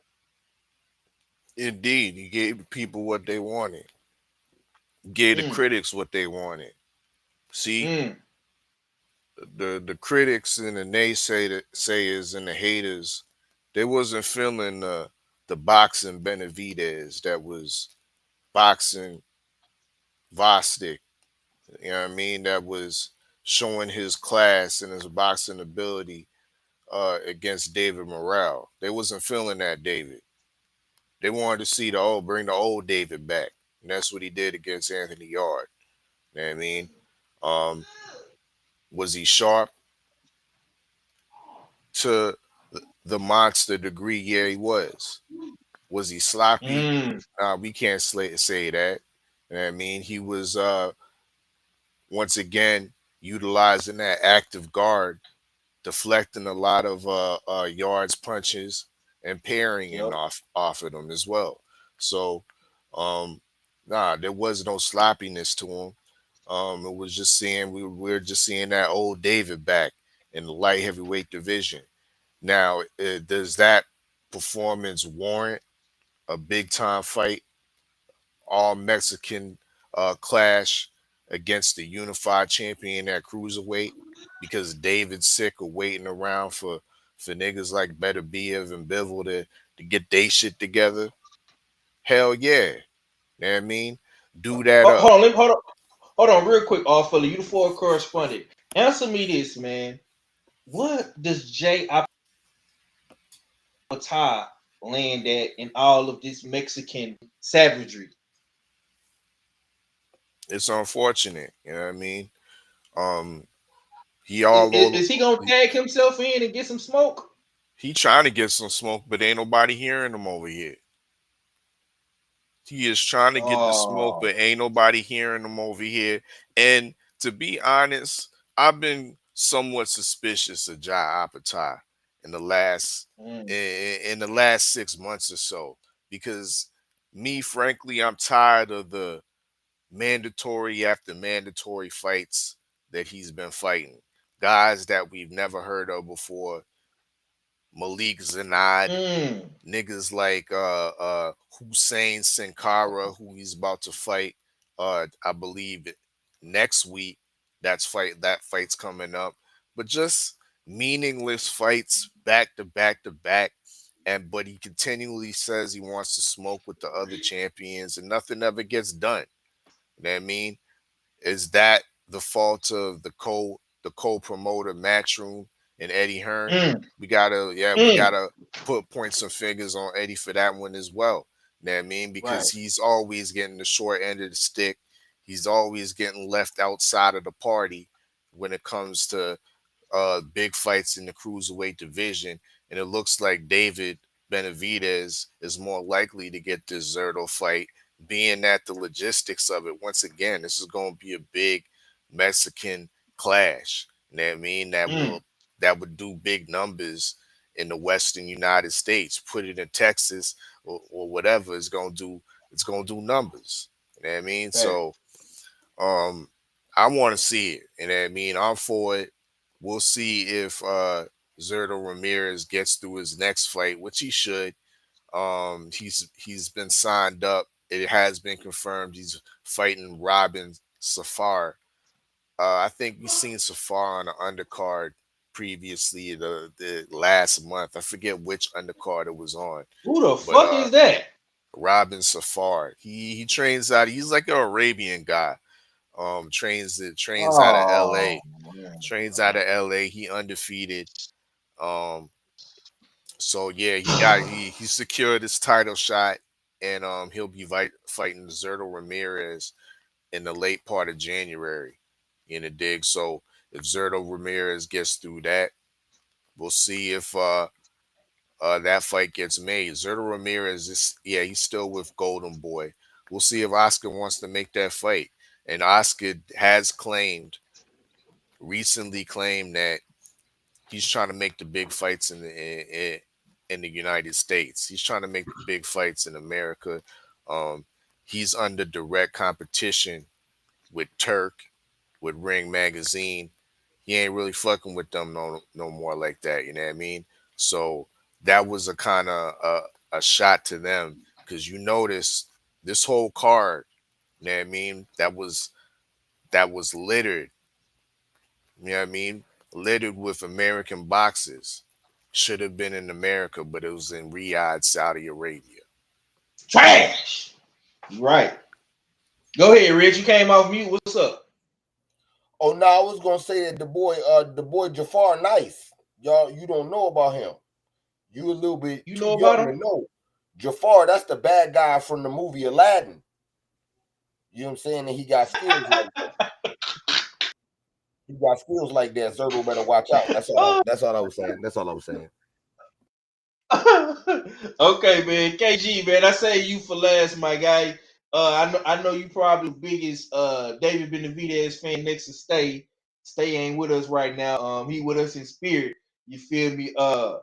What say you, man? Did David Benavidez look sharp or sloppy? And does he still deserve a mega fight with a guy like Zerto Ramirez, Cinco de Mayo weekend 2026? What's your thoughts, KG? I already told you already, Five. You know what I'm saying? That I ain't say he looks slick. He looked damn, you know what I'm saying? He ain't look sloppy. But I had pointed out to you, and I think I even told our fellas this. I said, bro, Dave's punch selection and punch pace placement is underrated. Because most people see him as just throwing a lot of punches. They see him just marching forward and beating on, you know what I'm saying, beating the person up and making them keep their hands at home. But if you look at the punches that he's throwing short, compact punches. He's putting full extension on some of the punches. And David Benavidez, you can hear when his punches land, whether he's slapping punches or actually landing actually damn, you know what I'm saying, square punches. You can hear when his punch lands. So you look at the fight, you know what I'm saying, against him and Anthony Yard. Anthony Yard would throw a punch. Dave would throw a punch, and you can see him throw a punch up top. And a lot of his punches, if you realize it, that speed, a lot of those punches are throwaway punches. He'll throw them, not necessarily looking for him to land, because I think he already has a target as to where he wants to paint. Because we've seen him working the body, working, you know what I'm saying, going up top, going down bottom. The beginning of the fight, he kept trying to throw stab jabs and straights at Yard's body, you know what I'm saying, at range before he started walking him down. And once he started walking him down, y'all heard me backstage, and I said, bro, if this dude's punch output goes down, y'all already know damn Dave is going to grow. And I didn't think Anthony Yard was going to, you know what I'm saying, go on a decline that fast. I kind of predicted it, but, you know what I'm saying, the way it went on the decline and Dave started pressing forward, I was like, bro, Anthony's going to have to damn throw a kitchen sink to get this guy going backwards. And the one time we seen Dave go backwards and go on the ropes, it looked like he went to the ropes on choice. It was like this dude, he was begging for a war. You know what I'm saying? It was like, so Anthony Yard, everybody knows him to damn be a heavy hitter, you know what I'm saying, regardless of the gas tank. Dave was like, bro, come give me what you got. He was waving them in, constantly waving them in. And it's crazy because Dave shows more and more. He wants the war. He wants the action. Like you asking if he looks sloppy, Five, I don't think he gives a fuck about that. I think he just wants a fight. I think he just wants a fight. So whether it's Bivol, Better Beef, anybody else from 75, or him jumping up to them cruiserweight to fight Zerto, I think this guy just wants a war. And like Dave says, he's like, bro, you got to fuck me up in order for me to stop fucking trying to fight. And if ain't nobody pressing him back and consistently damn keeping him on his back foot, Dave is going to damn keep fighting the way he's fighting, bro. You have to fuck him up. We see him get rocked in fights, but that don't mean shit. Like a lot of fighters, we can see them get rocked in the fight of change. You see Dave get rocked, head go back and get snapped off his shoulder. What happens with this guy? It's nothing, you know what I'm saying? Status quo is to keep pressing forward. And that's what the fuck he's doing. And I think until he crosses somebody that can make him go backwards or actually fuck him up, we're gonna get the same David Benavidez every time he shows up. And his damn, like I said, his IQ is getting better because of the punch placement and the punch selection. But he may look wild to casuals, but he's putting a lot of shit together. So anybody that faces him, they better come packing a fucking lunch and maybe an extra pair of boots or something. You know what I'm saying? Because I'm just saying, he ain't got to be the hardest puncher, Five, but that accumulation will break anybody down. If I poked you in the damn in your shoulder in the same exact spot, that bitch eventually go numb. Water, if you drip it on the rock long enough, it'll put a dent in the rock. Trust me. You know what I'm saying? So power ain't every damn thing, but accumulation and the barrage and the fact that you can't throw shit back, that says, you know what I'm saying? That's a lot right there. If this nigga had power, Five wouldn't have no choice but to damn jump on the bandwagon. He'd probably be a bigger fan than me and damn Mac. No, this nigga the monster, because he killing every damn thing. You know what I'm saying? Yeah. But trust the process, man. Trust the process. And I'm willing to trust it. And I think he go up to damn cruiserweight. Zerto in for some shit, because Zerto will get tired and he don't throw enough. Oscar's gonna shy away from that, especially if he sees a comfortable Dave at damn over 200 pounds. Over 190 pounds. If he sees, he can be like, damn, bro, this nigga still moves fast at over 190. He ain't gonna let Zerto let that happen. Look, Red to tell you that. Look, Red to tell you that. You already know how Oscar is when it comes to his guys. Hold on. So you skate out of that. You think Golden Boy and Zerto and them gonna do it? Bro, if the fight gets closer to Cinco de Mayo, like Dave is saying, and if he's putting up damn, look, if I had a line to damn Dave Benavidez, I'd be like, don't put up no training videos. Don't show nobody that you getting comfortable at this weight, because if damn Oscar see that shit, Clapback Thursday is gonna be no more, and he gonna be damn focused on damn trying to damn high Zerto. That's cool. That's cool, KG. But I don't think Oscar out here he ain't protecting. He gonna be protecting Zerto like he's some type of golden goose. This is the cash out opportunity, bro. What else is left for Zerto? Jai Apataya is not a big fight. It's not things. Yeah, it's not. But do you serve him up to David Benavidez? Because that's what's gonna happen. That's a good question. The Mexican you serve him up. You serve him up with a rematch clause. Look. That may be the day I might even damn sit down with Red and enjoy some of them damn burrito tacos in the transmission fluid. I'll sacrifice having a fucked up stomach and a headache the next damn day for that. Vegan tacos. The transmission fluid still you can't vegan the transmission fluid. Oh yeah. Not vegan juice. You can't vegan the transmission fluid. Not there. You get transmission fluid for real. But vegan tacos. I sacrifice that. I sacrifice that fucked up stomach for that. You know what I'm saying? Yeah, we gonna fuck up the small intestines, not the large one. Damn right. Okay, man. Let's keep it pushing, man. We got a couple more questions and talking points to get to, man. I'm gonna say as the graphic was made by the mad scientist on US6 on IG, y'all be sure to follow us on social media, man. We definitely putting out great content on all platforms. You know what I'm saying? I'll say this. The Mexican monster was activated, man. I put the great quote that suits what we saw last night. A believer of the Mexican monster moniker. But last night, man, he showed just exactly what needed to be seen, because Anthony Yard was one of those guys that he's seasoned.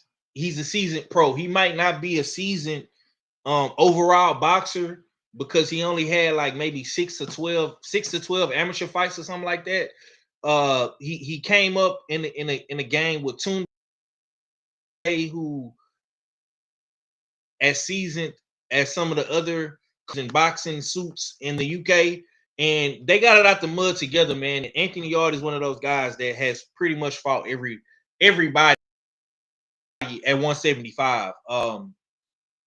David Benavidez destroyed him, made easy work of him. And he kind of threw me off guard, man. I think he definitely had the best post-fight interview of all the fighters, because he did announce something big, and that's definitely gonna keep people talking and keep people interested in what Dave is doing. And fucking right, David Ben. Fucking right, he deserved that shit because at the end of the fucking day,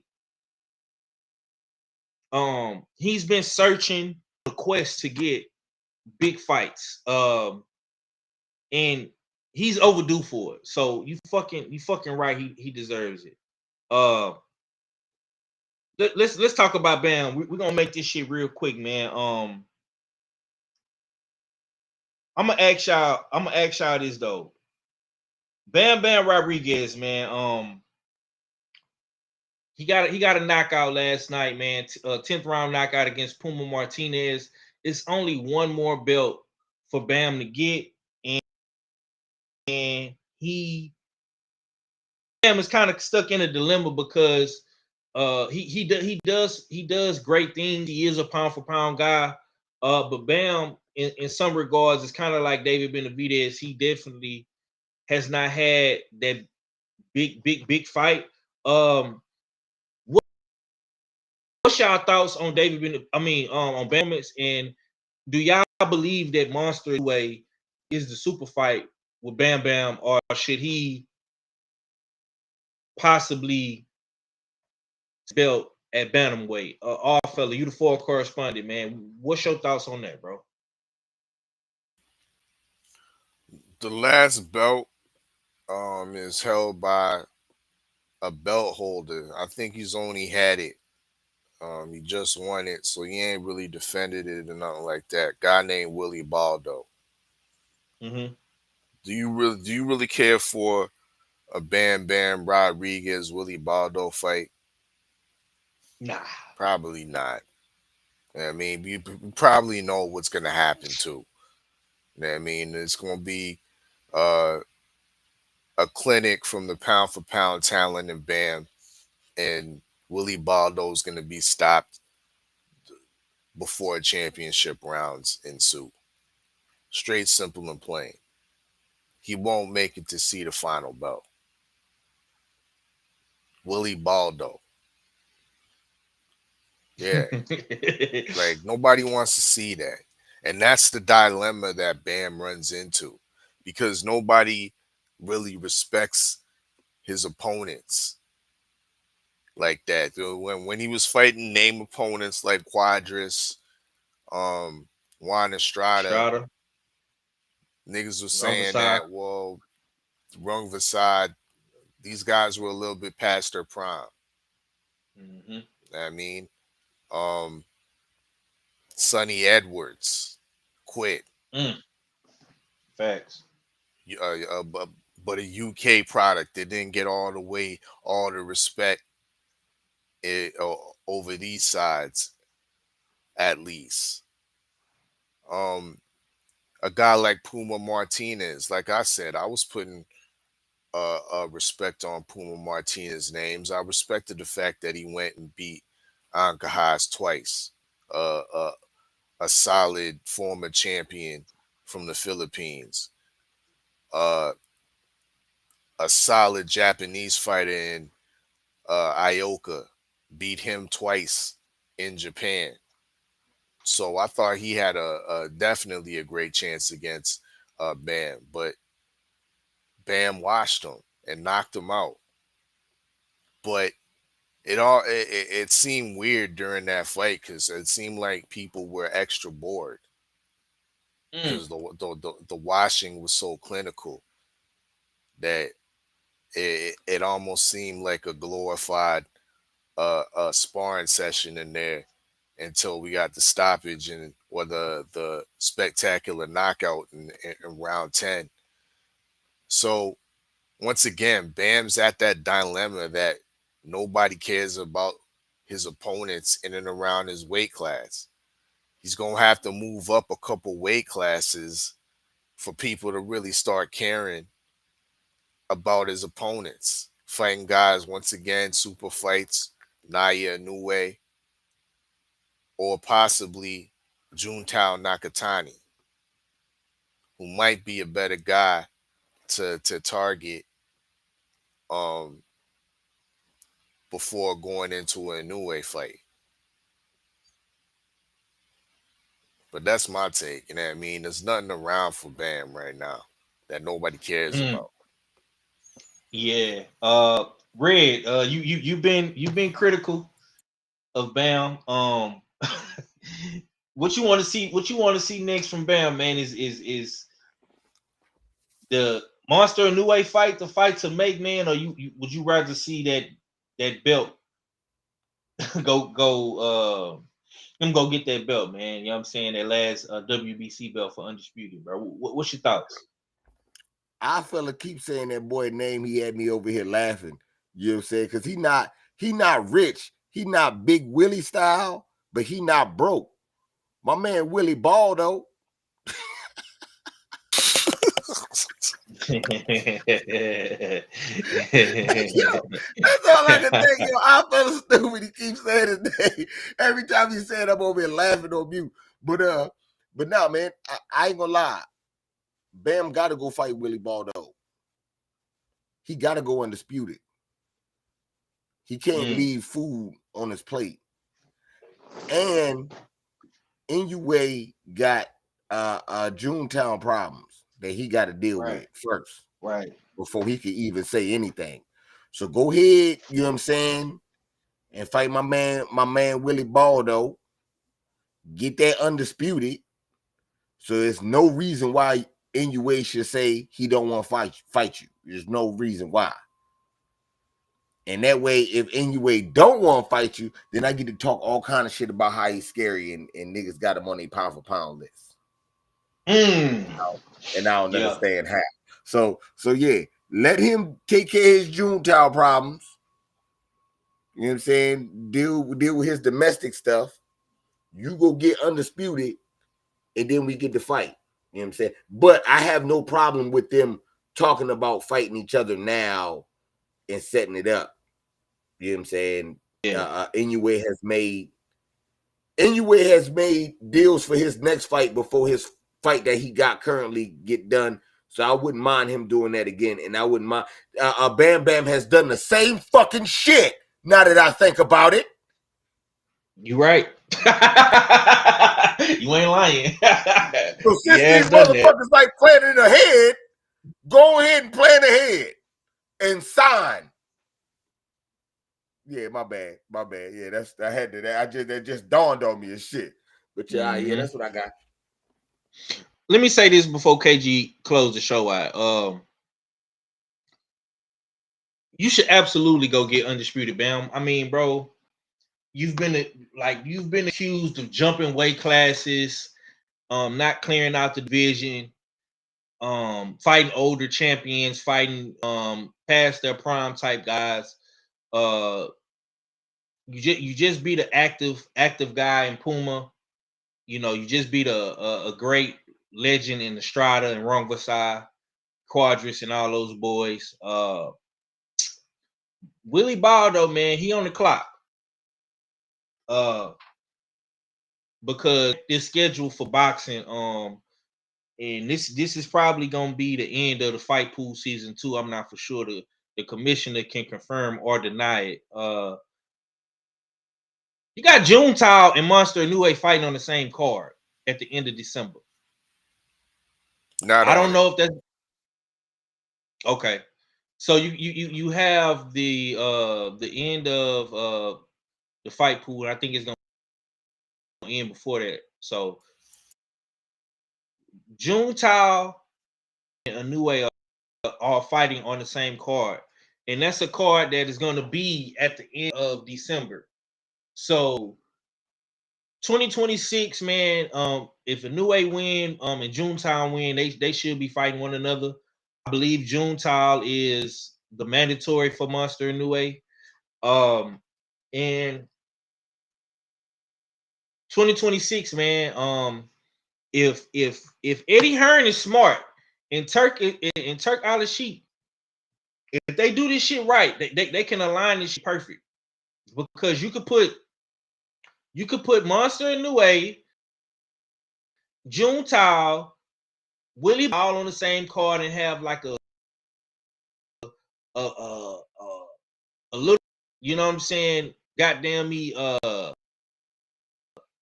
Royal Rumble around that motherfucker on some WWE WrestleMania type shit. You know what I'm saying? We see this shit happen all the time. You know what I'm saying? So that's what I would be hoping to see. I think that everything could align up perfectly. But Monster Inoue got to win his fight versus Picasso. Juntao got to win his fight. So we're gonna see how everything aligns in 2026. I will be paying close attention to Monster Inoue and Juntao, and we're gonna see how Bam Bam move in 2026, man. But Bam don't strike me as a guy that ducks smokes or turn on any squabbles or fades. So I'm looking forward to it, man. KG, man, close us out, man. Give us your thoughts, man. Do you want to see Bam unify the division, become undisputed, or go straight into that Monster Inoue smoke? Fuck the bullshit, man. Fuck that damn undisputed bullshit. The niggas on the other side of the water is looking at you as the Western Hemisphere's Anaya Inoue. So once you going up and go get at it, because everybody keep talking about Inoue need to go up, you need them this and you need that. That's what some people or motherfuckers on the other side of the water may be saying about Bam. It's like, why the fuck he keep fighting these nobodies? Why don't he go fight somebody? It's a Asian continent or European damn continent version of fucking Red over there saying why he keep fighting motherfuckers that we don't know. Who the fuck is these niggas? Who the fuck is that old nigga he fighting? See what I'm saying? So fuck the bullshit. Fuck damn undisputed in a division that ain't nobody gonna give a fuck about. Why don't you go ahead and go up? Why don't you go pull up to the Juntao and a new way card and go look both them niggas in the face? Why don't you just go ahead and pull up? Start spending some money. You know what I'm saying? You done made something over there in the desert. You know what I'm saying? And we already know you can travel on minimum sleep. You don't need a lot of sleep. You know what I'm saying? You just need to check in with the baby, make sure the new baby is good, and then your ass and dad gonna go pull up to any venue and go see about their fights. Go ahead and move up. Fuck that fight against Willie Ball. Who the hell is Willie Ball? He ain't gonna get no credit for that. When we look at his resume, we just gonna say he's undisputed. Now, if anybody cared enough about the smaller weight guys where we can dissect resumes and say, well, you ain't fought nobody. Who the fuck is Willie Ball? I don't know. That nigga Red said that nigga Ball though. You know what I'm saying? So what's the point? Go on for the big fish. Go on, get your damn your real big fishing rod with the harness and go fishing. Go into the Japanese territory and go looking for damn big fish over there. I don't fuck it. What y'all want him to chase undisputed for in a division that we don't care about? Who gives a fuck? He gonna get it and we gonna be like, undisputed. Who cares? Who the fuck did he fight? Whole facts. Nigga already got the ring. Yeah. So what's the point? You know what I'm saying? Go ahead and go chase the smoke that everybody's saying you should be getting at. Before that smoke gains weight and goes up to 26 or goes up to 30. So don't you know what I'm saying? Don't push your foot around. Go get it. Since everybody damn want a new way to go get it on his end, won't you go chase that nigga down? Go pull up. Because if you don't do it, you know what I'm saying? We're gonna end up seeing a new way go to 26 or finding a catch weight, and we're gonna see him back in Brooklyn with a shoo fight before Bam even gets the opportunity. So don't get into that pocket of being unforgotten and you fighting leftovers at 22 and 26 that other niggas that already fought that everybody else then kicked in the damn head and say, oh, he ain't fighting nobody. So don't take that path. Don't listen to these silly motherfuckers saying that shit. Go and press these motherfuckers if that's what it is. If Bam's supposed to be it, and he's supposed to be Himothy, go down, go pull up and beat him. What the fuck else?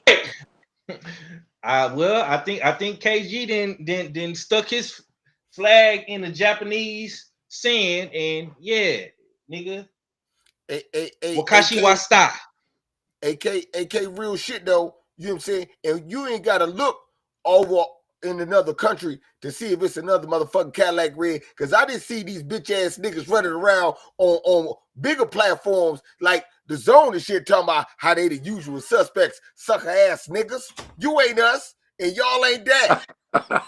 Fuck boys. I had to say it because you said it. You know what I'm saying? I had to put it on out there. My bad, K. My bad. I had to, that's why I let you cook first. But yeah, don't think we ain't see it, nigga.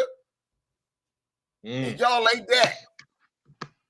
Yeah, man. It's been a lot of It's been a lot of thievery going on in these boxing streets, man. We've been seeing it for a long time, man. We got receipts, man.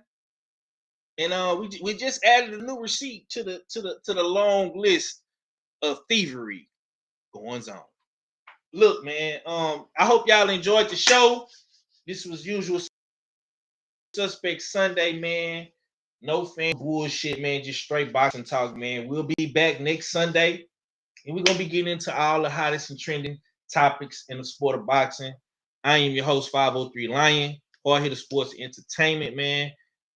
Shouts out to my guys, Cadillac Red, Supreme Beast Boxing Talk, man, KG, US6 Sports Entertainment Hub, man, the storyteller from the B side, man, and of course, the host with the most, man. He's everybody's co-host at this motherfucking point, though. The mad scientist, odd fella, Mr. EP, you know what I'm saying, executive producer. Everything that you see, man, 9 times out of 10, or 8 times out of 10, it either comes from odd fella or comes from KG, man. When you look at the visuals, you know what I'm saying, like this dope thumbnail I put together today.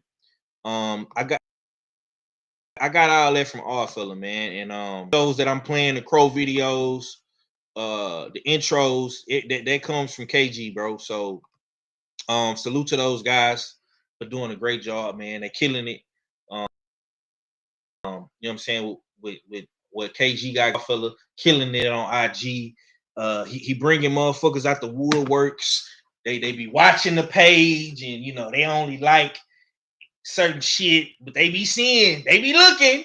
Oh, they be, yeah. We know, we know, motherfucker. We know, yeah. Send me that suspect pick, damn. 5. I like that. Yeah. I like that. Okay. Appreciate it, bro. On that note, though, let me get some last words from the guys, man. Cadillac Red, what we got coming next week, man? You got views, you got the big way. What's popping, bro? Oh yeah, we outside. We outside on Monday, man. Check us out. Tomorrow night, 8:30 Eastern Standard Time, 7:30 Central. We bullshitting on the Beltway, man. We outside, man. We definitely gonna be covering more about the fights and all that good stuff. I don't know. I missed the first hour, so I don't know. Hopefully 503 was asking all them questions that he was asking the last time. You know what I'm saying? But if he wasn't, we'll cover a little bit more of that too. You know what I'm saying? So salute to the chat. Salute to Mighty LDBC. It's the Usual Suspect team. I'll holler at y'all in a minute, though. One. Yes, sir. KG, Tales from the B-side, man. US6 Sports Entertainment Hub, man. You expanding the content, you expanding the brand. You know what I'm saying? You let niggas come on the show, open mic, you know what I'm saying? Fight previews, Tales from the B-side, man. What you got in the tuck, man? What we doing? First of all, you know what I'm saying? I take that, but I can't take all of that credit, you know what I'm saying? Because right. Like you already said, you know what I'm saying? Our fella, you know what I'm saying, the executive producer extraordinaire. Our fella them put a lot of shit together behind the scenes. And some of the shit is tedious. So in our minds, we say fuck y'all when y'all complain about shit. And I'm speaking for our fella. We say fuck y'all when y'all want to complain about the tedious shit that we go through. You know what I'm saying? But the shit that we just damn do, shooting it from the hip, them shits come out just as damn smooth as the shit that we actually try to formulate. So we cooking, we putting shit together. So everybody keep your ears to the street, because ain't no telling what the next segment gonna be, or when the segments that y'all are growing used to, when you gonna see it, because it ain't nothing readily scheduled. Because like I said, it's a lot of work behind the scenes to get to, you know what I'm saying, said shows. Like for instance, the Tales from the B-side. Depends on who I talk to. Depends on whose Thomas talks to. So and who we can have prepared for a Sunday.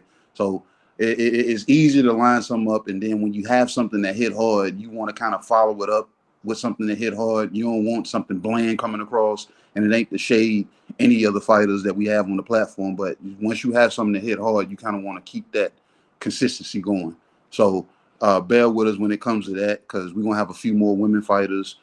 We got UK fighters lined up. We got a few things lined up. You know what I'm saying? Few inactive fighters. I'm building on, you know what I'm saying, on a big real conversation with KG. And y'all, you know what I'm saying, when this comes out, you know what I'm saying, everybody might, you know what I'm saying, might turn a few heads, put a few people on their heels. But I'm gonna do my part and keep cooking and turning and burning. And as long as I got an idea, I know I can feed it to Odd Fella. Odd Fella gonna give me something back in return, reverse engineered. So y'all stay tuned. And anybody that hasn't been on the show for a segment or will be on the show for a segment, y'all stay close to y'all their phones via text message, email, or phone call, because don't be surprised if KG call you up and say, hey, you want to do this particular type of show with me. So just there, you know what I'm saying, and that's for anybody that has a thought process, you know, that has that falls into the idea of my thought process. So y'all tap in, man. US6 Sports Entertainment Hub. Just tap in, man. There's a lot of damn binge-worthy, rewatchable damn items and shows over there. Shame on y'all for not pulling up on the open mic last night. You know what I'm saying? Because me and our fella was ready. I was ready to get punched in the face. Come on over. Kick me in the nuts, punch me in the chest, chop me in the throat. I was there for it, and nobody fucking showed up.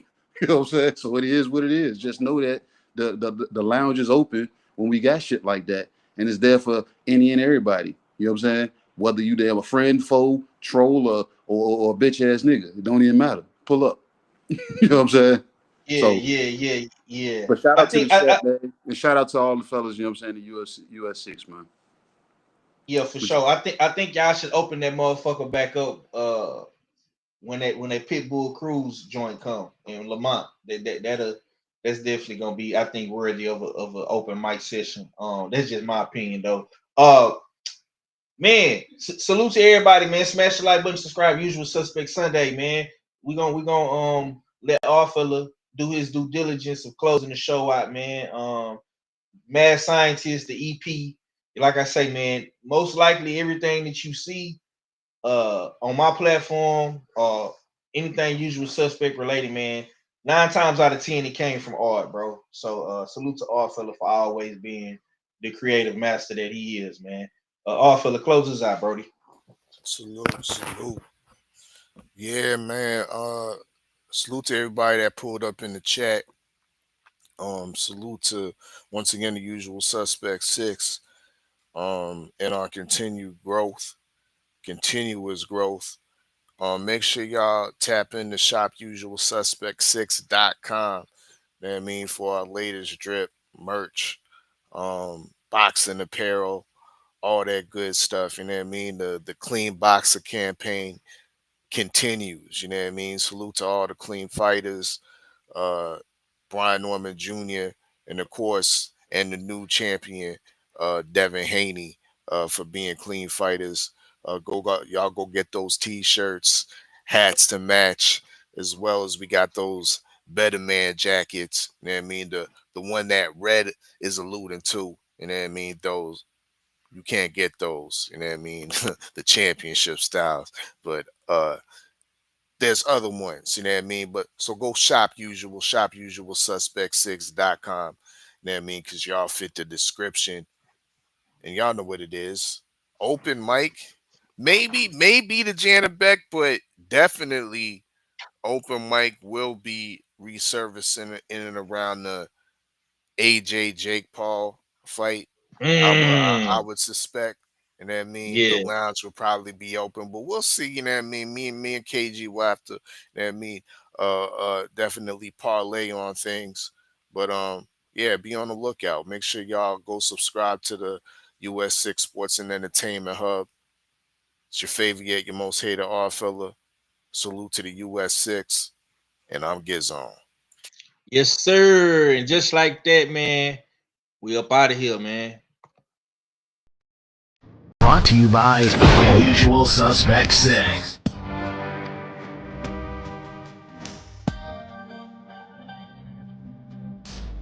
UsualSuspect6.com.